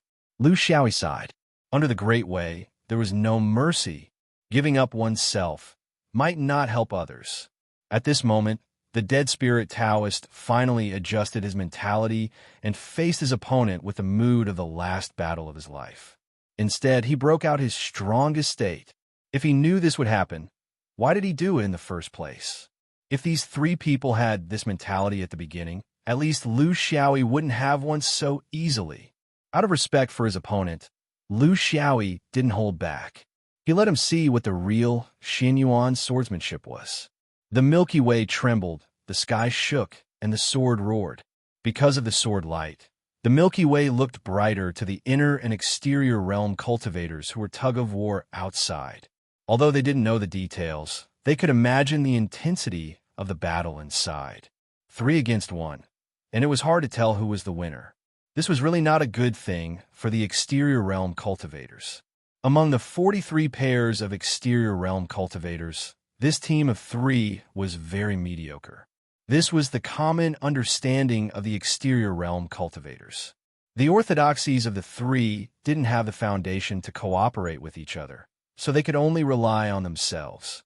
However, even though they were fighting in the small Milky Way, the cultivators outside didn't stop their tug-of-war for even a moment. Instead, they worked even harder. The heavenly geniuses of the interior realm wanted to buy time for Lu Xiaoyi, while the heavenly geniuses of the exterior realm wanted to pull the river out as soon as possible. It was common knowledge that interior cultivators were ranked according to their strength. The leading swordsman was extremely powerful, but the interior cultivators behind him might not be. Therefore, pulling more people into the Milky Way and getting involved in the war was the right thing to do. As the 2 sides became more serious, the long flag moved even faster towards the direction of the exterior. Their absolute advantage in numbers was now fully displayed, suppressing the marching monk Qing Xian and the others to the point of being unable to speak. Lu Xiaoyi's first K took 15 minutes. Now, it seemed that even if the marching monk used all his strength, he might not be able to fulfill his promise. A tug-of-war like this would limit a cultivator's special abilities, making the situation complicated and confusing. Seeing that he was involuntarily moving towards the Milky Way, the monk was a little depressed. He actually went back on his words in front of his enemy. This made him very uncomfortable.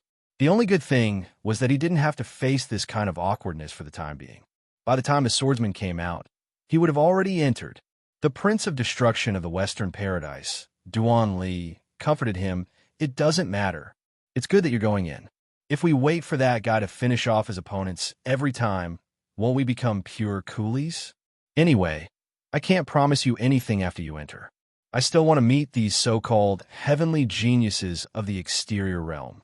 This is a rare opportunity. If we miss today, where else can we find such opponents? The marching monk was about 100 feet away from the small Milky Way. He collected his emotions, threw the unpleasant factor to the back of his mind, and prepared for battle. This was for the sake of the interior realm, and he was also a member of the interior realm. This wasn't the time to pay attention to personal grudges. He had to look at the big picture, otherwise he would be looked down upon by the entire group of heavenly geniuses of the interior realm.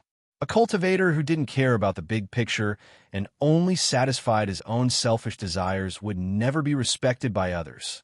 This would also bring disaster to the orthodoxy of the domain behind him. Doing things one's own way also depended on the occasion.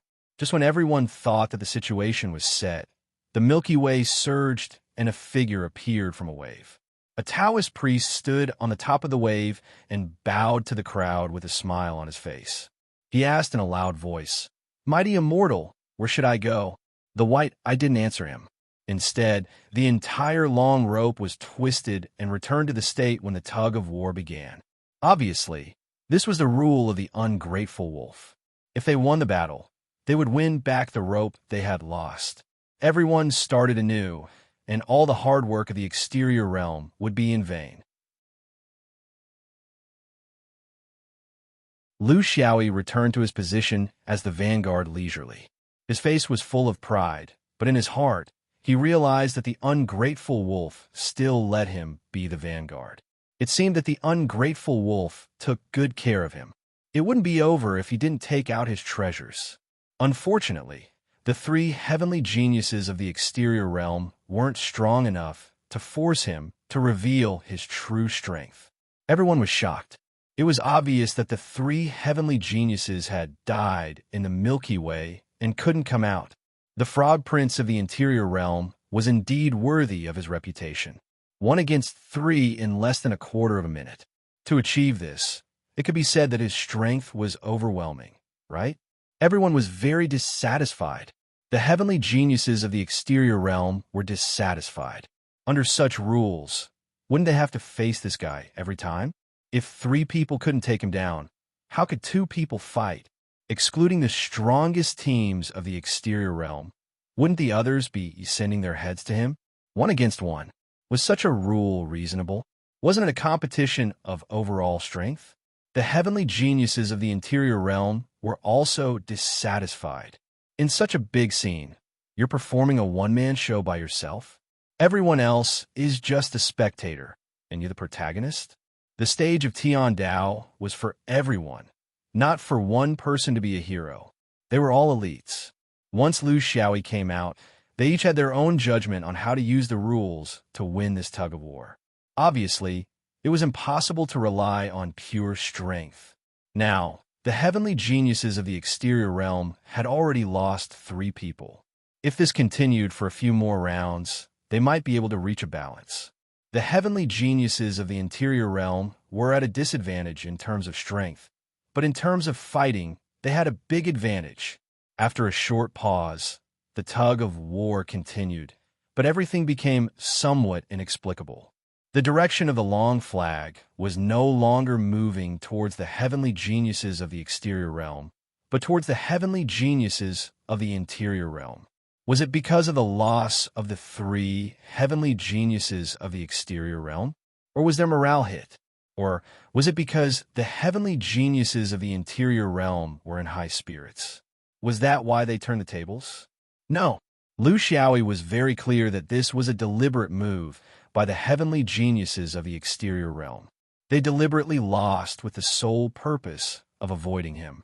On the contrary, The heavenly geniuses of the interior realm also thought the same. Once the two sides met, Lu Xiaoyi became the villain who was excluded. Should he cry or laugh? But there was one thing. The ingrate probably didn't expect this to happen. He would have to go through more trouble to find out about his past.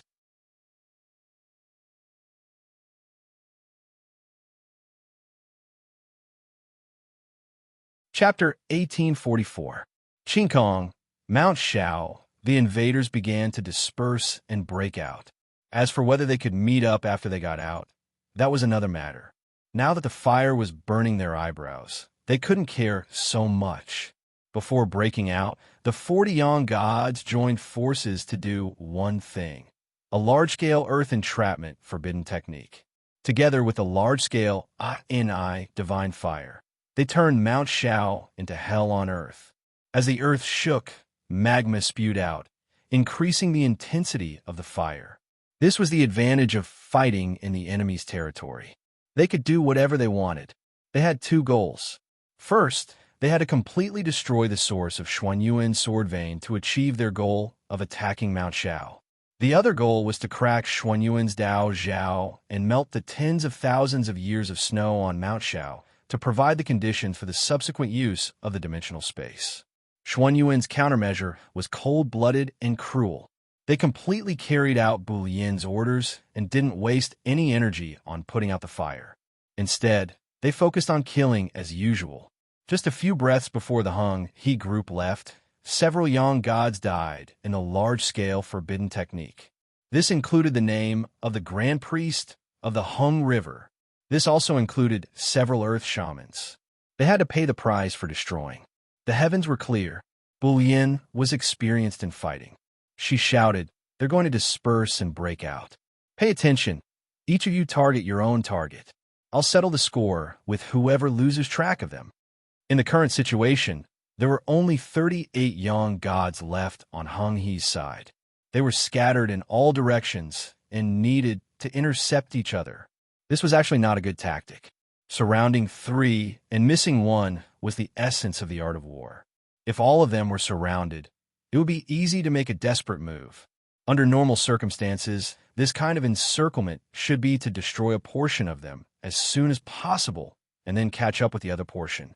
However, Xinyuan gave up on rescuing their own sect in order not to let any of them escape. In a short period of time, several Yang gods made a strict division of labor according to the opponent's situation.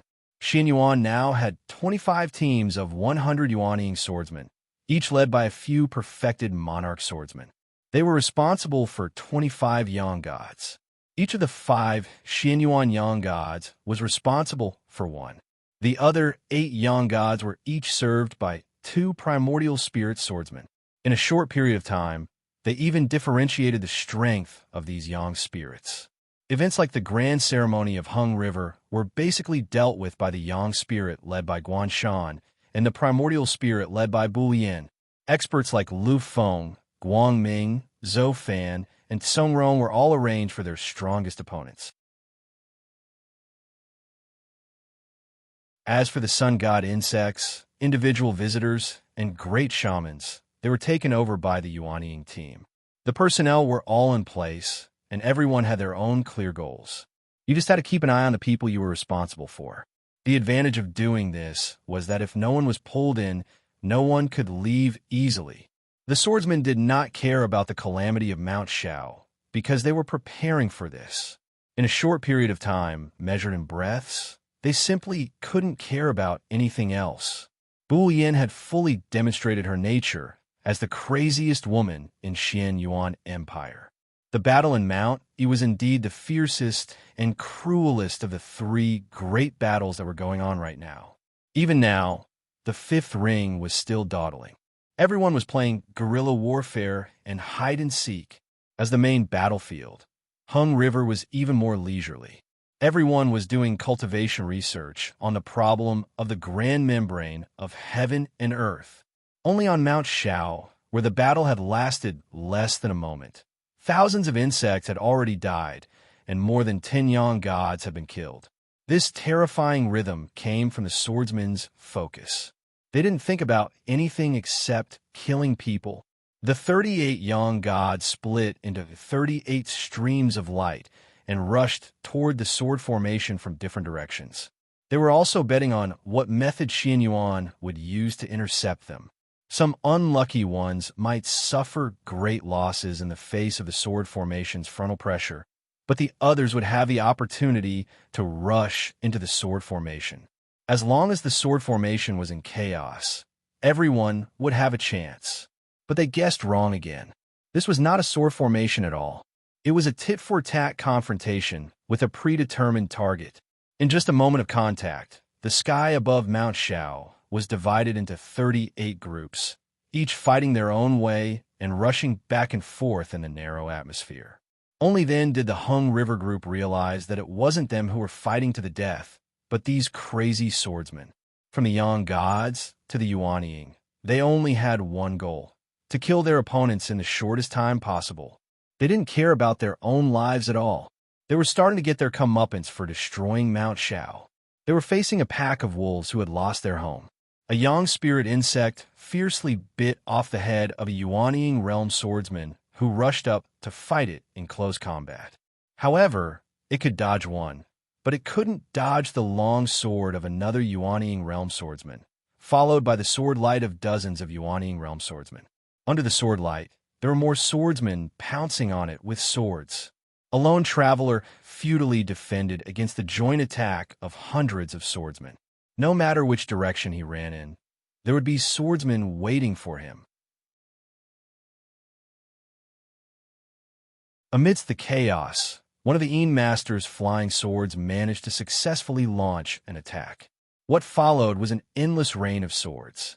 By the time he was reborn in another region, there were already dozens of sword cultivators waiting for him. They surrounded him and attacked him once more. More sword cultivators were still rushing over. Forbidden techniques were almost useless. He didn't even have the time to focus on killing one, because as long as he exerted a little strength, what awaited him would be a wave of swords from other directions. This cycle repeated over and over again. In his rebirth, the past and future were constantly being poked and prodded. The Earth Shamans had the most people, but they were also the group with the least experience in dealing with swordsmen. He had been away from the Origin World's cultivation world for too long, and his years of experience in internal strife were not suitable for the current situation. He felt that these Origin World's cultivators were even more barbaric than the barbarians of the Origin World. Did they have any trace of the Origin World's great Tao? As a sacrificial puppet, Emperor, he had greater strength and broader knowledge. Two young, primordial soul swordsmen surrounded him. Although they looked young, their battle experience was not inferior to those old swordsmen who had been famous for a long time. In addition, they had the vitality and imagination of young people, which made it difficult for a young spirit to deal with them. He was best at the nuisance art. In the mortal world, the nuisance art was also known as Great Nuisance, Jumping Nuisance, and commonly known as Ghost Show or Jumping Ghost Face. This was something that had been passed down to the mortal world. It still existed in some ancient and ignorant realms, but it had long lost the true essence of the nuisance art of the ancient shamans. The real shamans, who had status and strength in the tribe, had to know the nuisance art. Only then could they lead the faith in the direction of the tribe's worship and gather the tribe's cohesive force, thus producing a series of magical abilities. Therefore, his escape was not as direct as Cultivator 10 in the main world. Instead, it was more like he was dancing and running. The nuisance art was also known as the nuisance dance. It referred to the external manifestation of their witchcraft. It was very new to the swordsman, and it was the first time he had seen it. In Emperor Yi's dance, it was as if heaven and earth had become his dance partner, and the stars had fallen for his dance talent. It was a perfect combination with nature performing an ancient song of life. In this state, the flying sword could not cause any harm to Emperor Yi, because he now represented nature. When the flying sword slashed at nature, there would naturally be heaven and earth, and these stars would bear the power of the flying sword for him. It was very magical.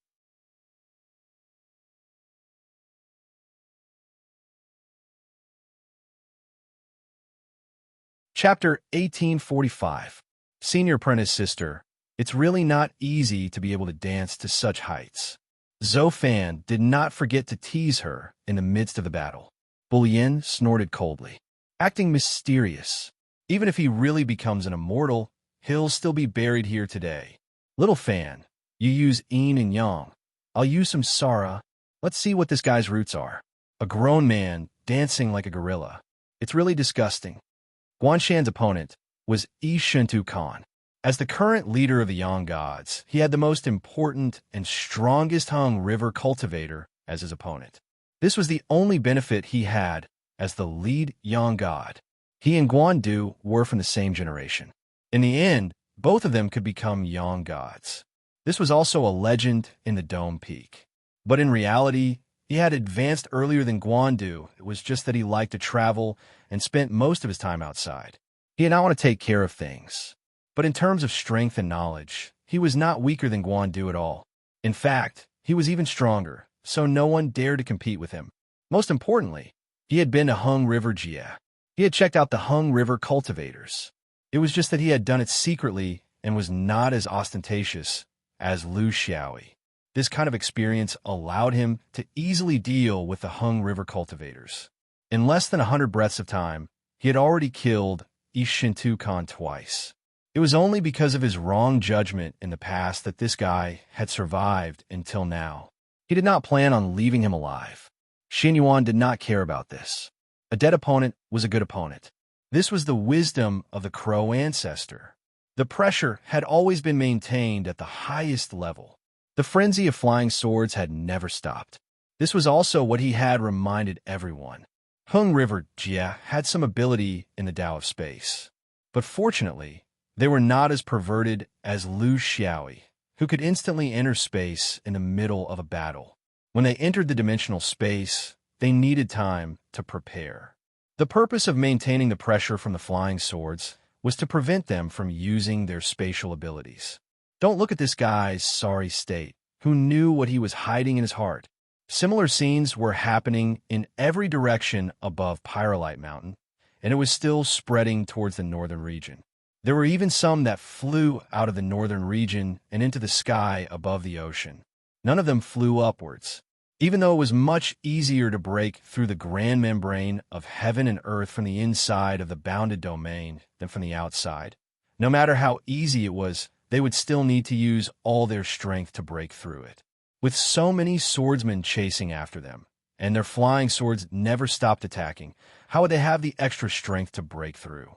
They could only run to a slightly more spacious place and think of a way. However, those who thought this way were also very disappointed, because the Xinyuan sword sect was not the only sect in Clear Sky. Most of the sects in Qin Kong did not have top-level Yang spirits, but there were the 3 pure ones and Taiyi here. They knew Xuanyuan's intention was to kill this group of bandits in Mount Shao and the northern region alone. This was a school's dignity. It was not good to violate it. But once they were out of the northern region, they couldn't do anything about it. Could they? As long as they ran out of the northern region, they would be in an even more difficult situation. Xianyuan was fierce and ruthless, but the Dharma cultivators outside were wicked and evil. When these two were combined, there was really no way out. In this long-distance attack, Clear Sky and the others had made a huge mistake. They had not clearly estimated the depth of the battlefield when dozens of Yang spirits were trapped in the grand membrane of heaven and earth, and the space was greatly compressed. If they were in the void, at least half of them would have escaped if they really wanted to. How could the Yuanying sword sect stop them? But now they were trapped in the grand membrane of heaven and earth. Even if Pyrolite Mountain was destroyed and Clear Sky was damaged, they still had to trap all of them here. The loss of the mortals in the northern region was unavoidable. Even if there were very few mortals around Pyrolite Mountain, and most of them were very experienced in fighting against cultivators and would find a cellar to hide at the slightest movement, it was still impossible to avoid losses. Bulyin was indifferent to this. She was born of the Killing Sword sect and had a cold heart. She had always believed that no one owed anyone anything in this world. Cultivators should protect the safety of mortals, but they should not treat them like their fathers. In times of danger, everyone had a responsibility. That was equality. Moreover, this time, it was indeed too late. Time was too tight. Between annihilating the enemy and protecting the mortals, she did not hesitate to choose the former. If there was karma, then she would bear it alone. It was because of this that he thought that going into the land of exile, to Pyrolite Mountain, was a stroke of genius. However, this stroke of genius hit a wall in front of a ruthless person. Bu Yin showed them what a ruthless person was. Ruthless to the enemy, ruthless to themselves, merciful to the people under their rule without reason. Although Xian Yuan had pretended to be merciful for tens of thousands of years, this kind of cover-up maximized the advantage of the Xian Yuan swordsmen in terms of numbers. It allowed the Yuanying to use the demon blade array to cause harm to the sun god. Originally, this was impossible in the void of the universe. In terms of attack range, the Yuanying and the sun god were 3 levels apart.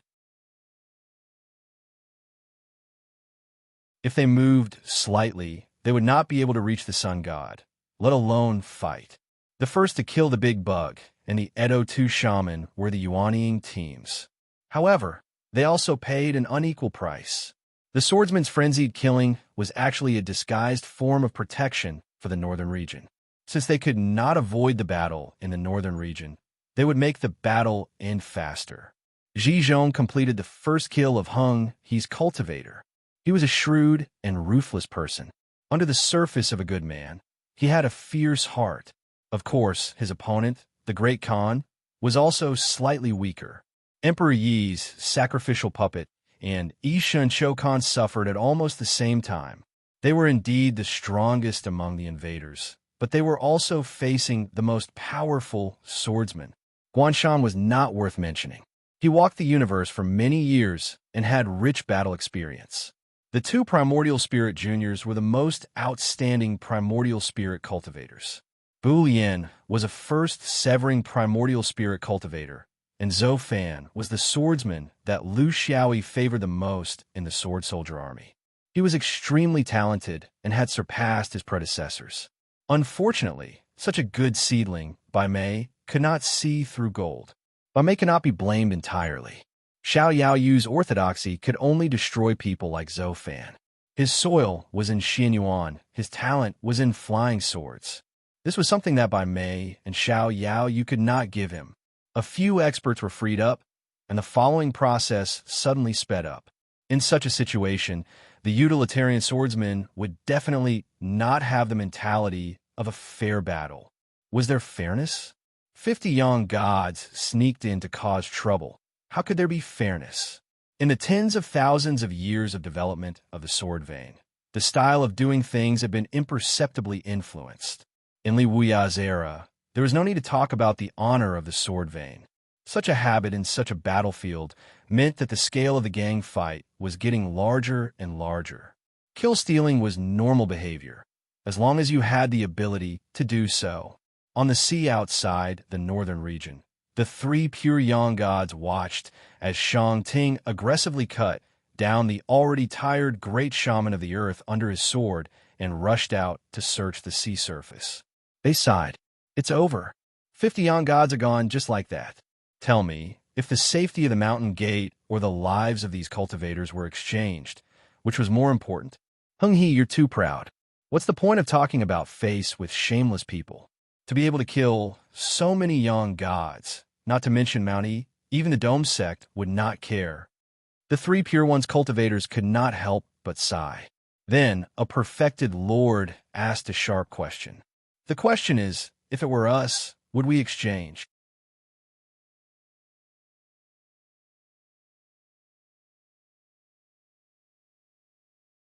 Chapter 1846.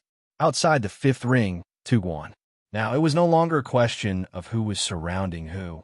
Instead, both sides had set up their chariots, horses, and cannons, ready to fight to their heart's content. In terms of numbers, the humans were at an absolute disadvantage. That was why their team of more than 10,000 cultivators was pitifully small in the face of the endless number of beasts. Of course, Zerg's strength was not fully justified. There were too many low-level beasts, and the number of large void beasts in the team was also limited. But in the face of absolute numbers, all these did not seem to be that important. The humans had always wanted to fight to the death because they were good at it. The beasts only had this idea on a whim. Until now, they were not too sure how they had reached the point where they had to fight the humans. The change in their mentality was very subtle, but they had decided to fight. A decisive battle that would not drag on and would disperse as soon as it was over. They could not afford to waste too much time with the human camp. This was their last bit of rationality. Chong-Jin looked at the beast's magnificent army and calmly ordered, "Get into formation and stabilize your footing. Don't hold back. We must teach them a lesson that they will remember well.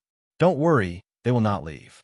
Before they take advantage of the situation, they will definitely be firmly trapped here. It is very difficult to not forget one's original intention. In fact, they do not even know what their original intention was. Their original intention was not to not drag on, but to take advantage of the situation. Just wait and see. It will slowly become a war of attrition, whether they are willing or not. A race can still decisively retreat when they have the advantage. This is the standard to measure their intelligence.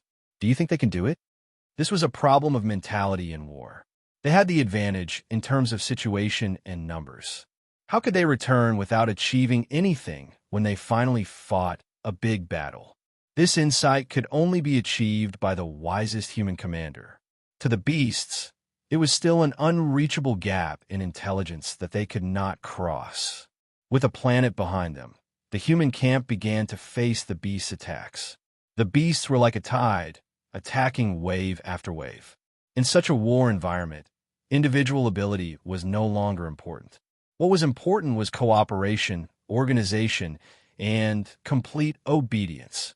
This was the integration of orthodoxies.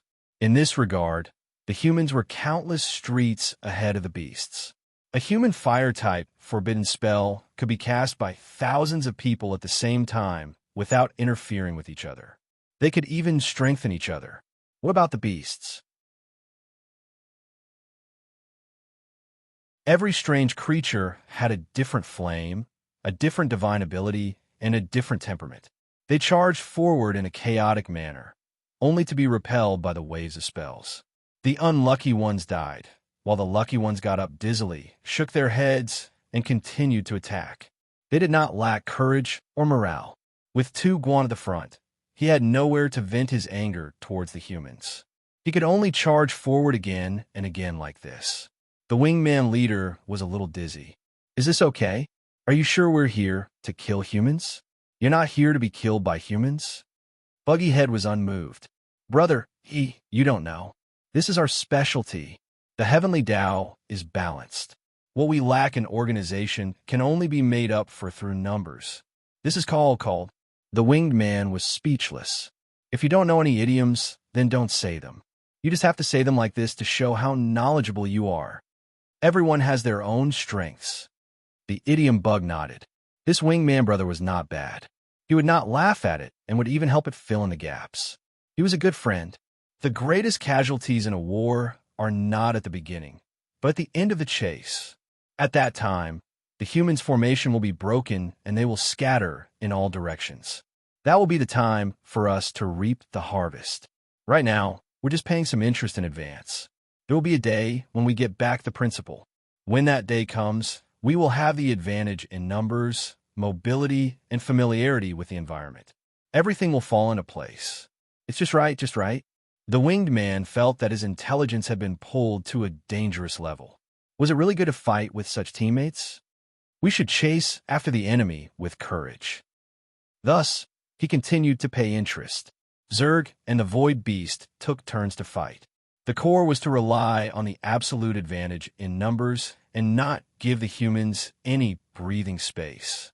The winged men had no choice but to send their subordinates to participate. They were all allies, grasshoppers on the same line. How could the winged men just sit here and watch while the other two races fought? Of course, due to the lack of numbers, the winged men participated less. The number of participants was also limited, so it had to be proportionate. After fighting like this for more than 10 days, the humans' formation was getting tighter and tighter. On the other hand, the foreign races had completely taken the initiative. However, due to the shocking losses, the teams that were still roaming outside the temple were called back. The forces of both sides were completely trapped in this meat grinder. Of course, the meat grinder was still mostly the foreign race's flesh and blood. It was the interest. Even so, the ferocious winged men were still somewhat alarmed. The two of you have been fighting for more than half a month. Have we already forgotten the decision we made back then? We will not fall into a quagmire. This is the rhythm that the humans are best at, not ours. Furthermore, aren't we paying too much interest? You have been with the humans for countless years. Do you think that they're a race that is willing to return the principle after taking advantage? This time, it was the Void Beast's turn to explain. It's almost over. Don't worry, we have experience in dealing with humans. The interest for these 20 days is a bit high, but there are also benefits. The other party is exhausted and unable to continue. When a formation is pressed to the extreme, the only result is a collapse. We know very well what the humans are thinking. They want to retreat after taking advantage of us. Our main assault forces have not been used for this moment. They can still struggle at death's door if they don't move, but once they move, we will immediately strike. It seemed to make sense. The leader of the winged men felt that his two teammates were not brainless, but IQ can be assimilated, especially if you don't insist on it.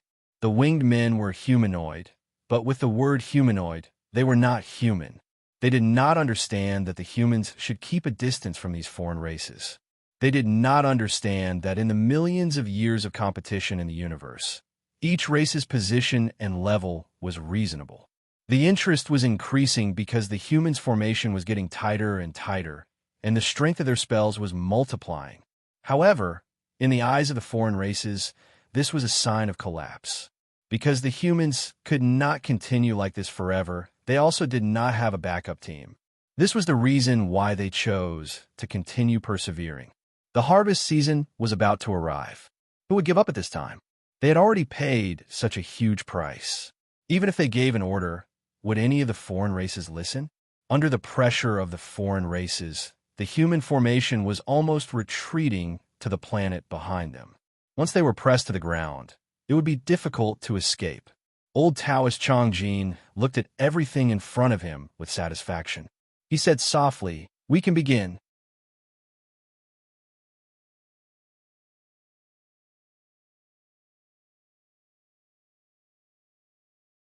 Chapter 1847. Lu Xiaoyi stood at the front of the line with nothing to do. In fact, he did not exert any strength at all, but the interior team was winning in the tug-of-war. This was the tacit river. Both sides knew that it did not matter who won. What mattered was who fought whom. If the exterior lost, they would at least find a chance among the 43 opponents. If they won, they would always meet the terrifying swordsman. Lu Xiaoyi's name was not only well known in the Eastern Heaven, but also in the other three heavens. After all, the universe tangled up in the Eastern Heaven was an event that everyone paid attention to. Just like that, they won a tower. 3 heavenly evildoers of the exterior realm fell into the Milky Way. At the same time, an interior realm cultivator was selected and entered as well. They weren't forced, but they had to fight. Under such circumstances, they couldn't refuse. Then, the exterior team began to exert their strength and maintain the flag, making it difficult for the interior team to advance or retreat. In terms of controlling the rhythm of the tug-of-war perfectly, the exterior evildoers had the advantage of numbers. They gave themselves enough time to fight and did not have to worry about the situation changing too much after they came out. At this point, the interior team was completely passive. They became the side that was chosen. Lu Xiaoyi was not familiar with the interior evildoer who went in, but now that they were free, they had time to chat. Now, neither side was exerting their strength in the tug-of-war. The interior team knew that they could not win, but the exterior team did not want to win or lose. In the end, they were all idling around. The interior team still has a bamboo hat. Why didn't they come? Lu Xiaoyi finally found an opportunity. Qing Xian did not know his intention. Why? Do you know him? Lu Xiaoyi briefly recounted his encounter in the main world. He wasn't the kind of person who would hide everything in his heart, and he also didn't want Qing Xian's help. It wasn't difficult to deal with that guy, but he had to make things clear. Otherwise, when people interacted with each other, it would be easy to create a complicated triangular relationship. He didn't want to make things difficult for Qing Xian, and he also wanted to protect their friendship. I guess he must have used this as an excuse to get close to you and ask about something. Qing Xian smiled. This guy is dishonest. Does he think I can't see it? In the end, he refused to come down even after finding the excuse of an upper realm cultivator. I knew there was something wrong with him. So the reason is because of you. I say, what's wrong with you? Why do you have enemies everywhere? How about plastic surgery? Your face really makes it hard for people to get close to you. You're asking for a beating. Lu Xiaoyi chuckled. Even if I were to look like his father, I still wouldn't be able to get close to him.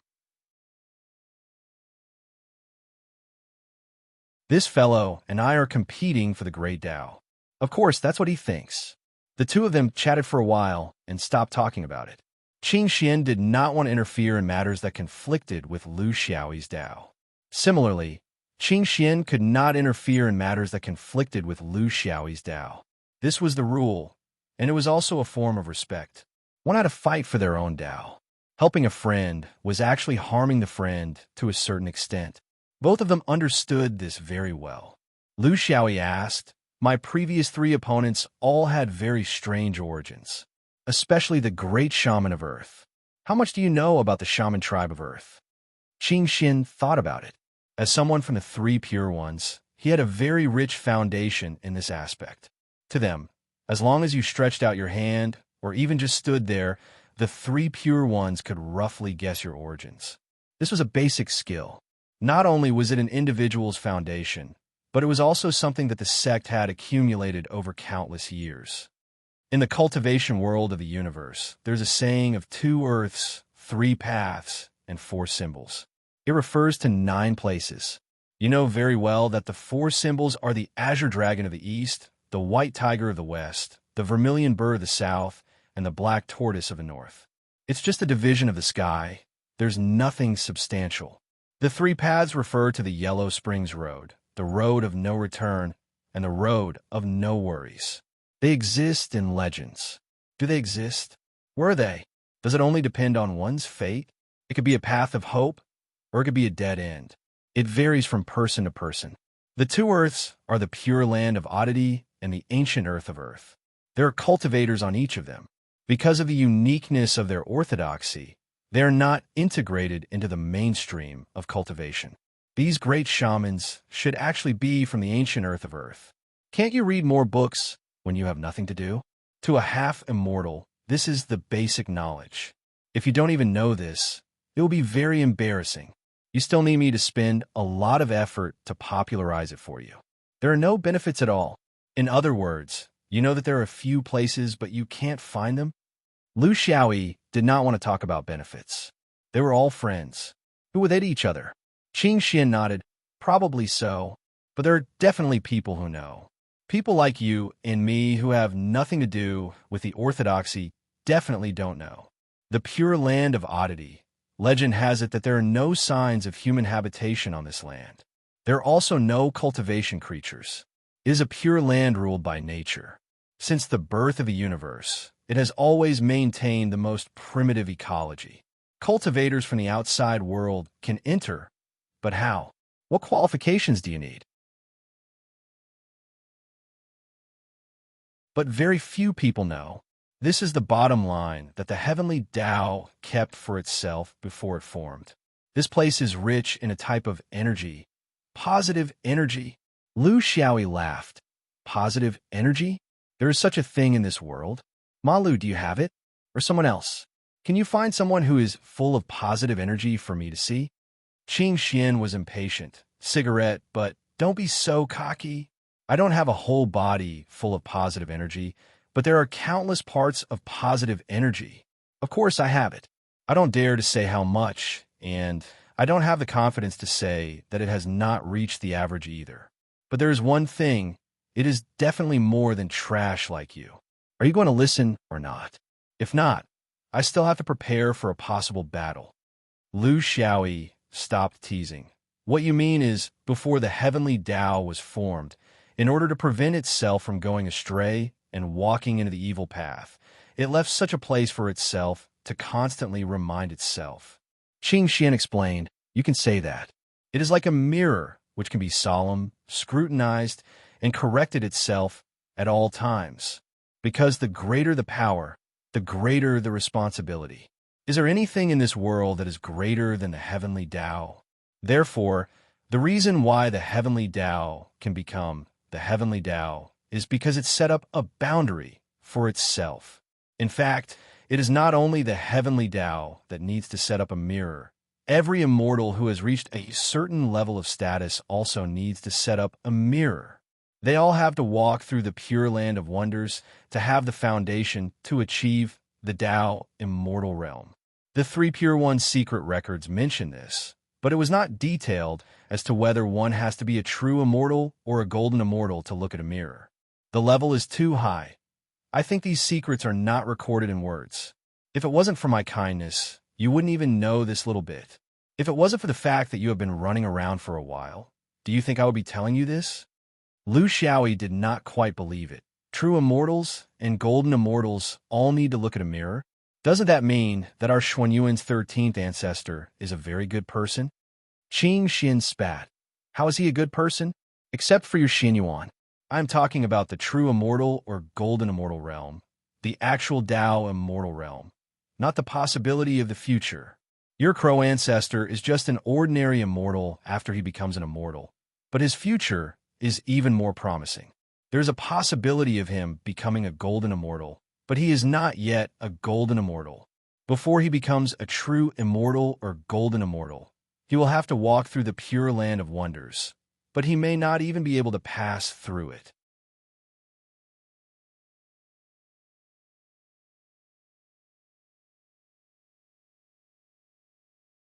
Chapter 1848. Lu Xiaoyi was very interested in what Qing Xian said. Then what about the ancient filthy soil? If the pure land is so awesome, is the filthy soil also a mirror, flowing with negative energy? Just like the demon revealing mirror? If that's the case, aren't these great shamans the most evil people? I don't really see it. They seem to be very ordinary evil. Even if they were killed, they didn't reach any new level of evil. Qing Xian looked at him disdainfully. That's right. It means that the great shaman is probably not as evil as you. If there is positive energy in this world, there must be negative energy. Actually, it's more in the category of ideology. But there's a pure land full of positive energy in this world.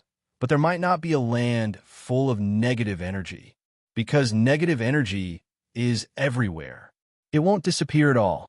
As long as this cultivation world exists, and there are cultivators, you will never have to worry about the world being occupied by positive energy. Therefore, the heavenly Tao will leave a pure land for itself, but it won't leave a filthy land for itself. Lu Xiaoyi nodded. That seems to make sense. Cultivators are evil by nature. Qing Xian didn't give up. For example, you always think of doing something bad all day long. Tell me, when have you ever racked your brains to do anything good? Being both good and evil, this is wrong. When you do something good, you just do it casually, but when you do something bad, you rack your brains and rack your brains. What's the matter? Can these two cancel each other out? Lu Xiaoyi laughed involuntarily. You, Ma Lu, still want to trick me? You want to talk nonsense with me? What you mean is, when did I casually do something bad, but when I do something good, I have to rack my brains and rack my brains, so I'm a good person. Hee. Casually doing good is true nature, but racking my brains to do bad things is because I have no choice. So, I'm actually a good person. I probably also have the qualifications to enter the Pure Land. The two were joking and arguing, but in fact this strange land was purely their own guess. Even if they were now in the half-immortal realm, some things were still very far away from them. Although it's said to be two lands, the difference between these two lands is still very big, so big that it can't be equated.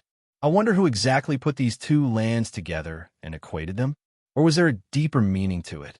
There were humans in the primordial filth Earth. In fact, as long as there were humans in the origin world, there would be humans there. However, they only had one belief, one orthodoxy, and that was ancient witchcraft, Taoism, and Buddhism, the root of all cultivation systems. What we're learning now is nothing more than a new system that has been refined, changed, innovated, and summarized over millions of years. It has become the mainstream of the cultivation world. This is a change in accordance with the times, so it is a gift from the heavens. But in the primordial filth, nothing had changed. It was the same as when humans first came into contact with mysteries. It looked like they were performing a dance, primitive and ignorant. But don't laugh at them. When humans were just born, wasn't this the same reverence they had for ghosts and gods? There's one thing you have to pay attention to. The abilities of grand shamans can't be fully displayed in the origin world. This isn't the world of their witchcraft. However, if you have the chance to go to the primordial filth one day, you'll find that they're very powerful. So don't show off there.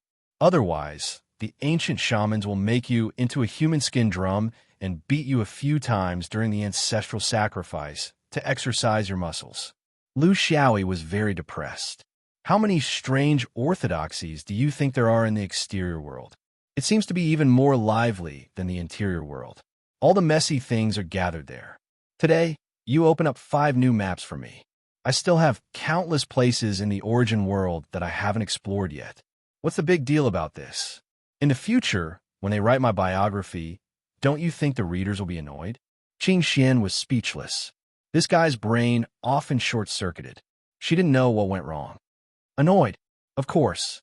If it were me, I would be annoyed too. But there's no other way. This is the void of the universe. We are heaven-defying cultivators. Exploring the endless future is the meaning of our existence. The more you know, the more you'll discover that you don't know. Only then will you have more motivation to cultivate. If you've been to all the places you should go and know all the things you should know, then what's the point of cultivating? You might as well die. Isn't that tiring? If you want future generations to read your biography, you can think of other ways. For example, your senior marshal sisters, senior marshal wives, senior marshal grandmothers, insect demons, winged men, etc. You don't care anyway. Listen to my advice. Nowadays, all the biographies readers like this. Lu Xiaoyi was stunned. You're actually so familiar with these? You seem to be very experienced. I'm not you. I have a bottom line. But what you said is under normal circumstances. Now that the universe is in chaos and the Great Way is collapsing, there might be accidents. Just like that odd, righteous, pure land you mentioned. Who knows if everyone will have to pass through this hurdle? No, I want to be a good person. Malu, think about it. Other than killing people and destroying worlds, what else can we do? As they chatted, the Milky Way rolled. 3 exterior heaven cultivators jumped out of the Milky Way, but the interior heaven monster never came out again. Lu Xiaoyi could easily fight 1 against 3, but there was no guarantee that other interior heaven monsters could do the same. In fact, the result this time was the normal result of the strength comparison between the interior and exterior heaven monsters. Interior heaven monsters were slightly stronger, but it was unrealistic to say that they could fight 1 against 3. The biggest problem with this kind of tug-of-war competition was that only the vanguard in the first place had the possibility of entering the battle. The others could only resign themselves to fate. This led to the bad effect of not participating in the competition and not being interested in it. However, a clever genius of the heaven of interior realm made a discovery that changed everything. He accidentally discovered that the immortal's rope could not only be pulled, but it could also be propped up. It was not really as soft as a rope. When you gathered your strength and moved forward, this thing became like a piece of wood. After quietly telling everyone about this, the interior heaven monsters decided to launch a sneak attack.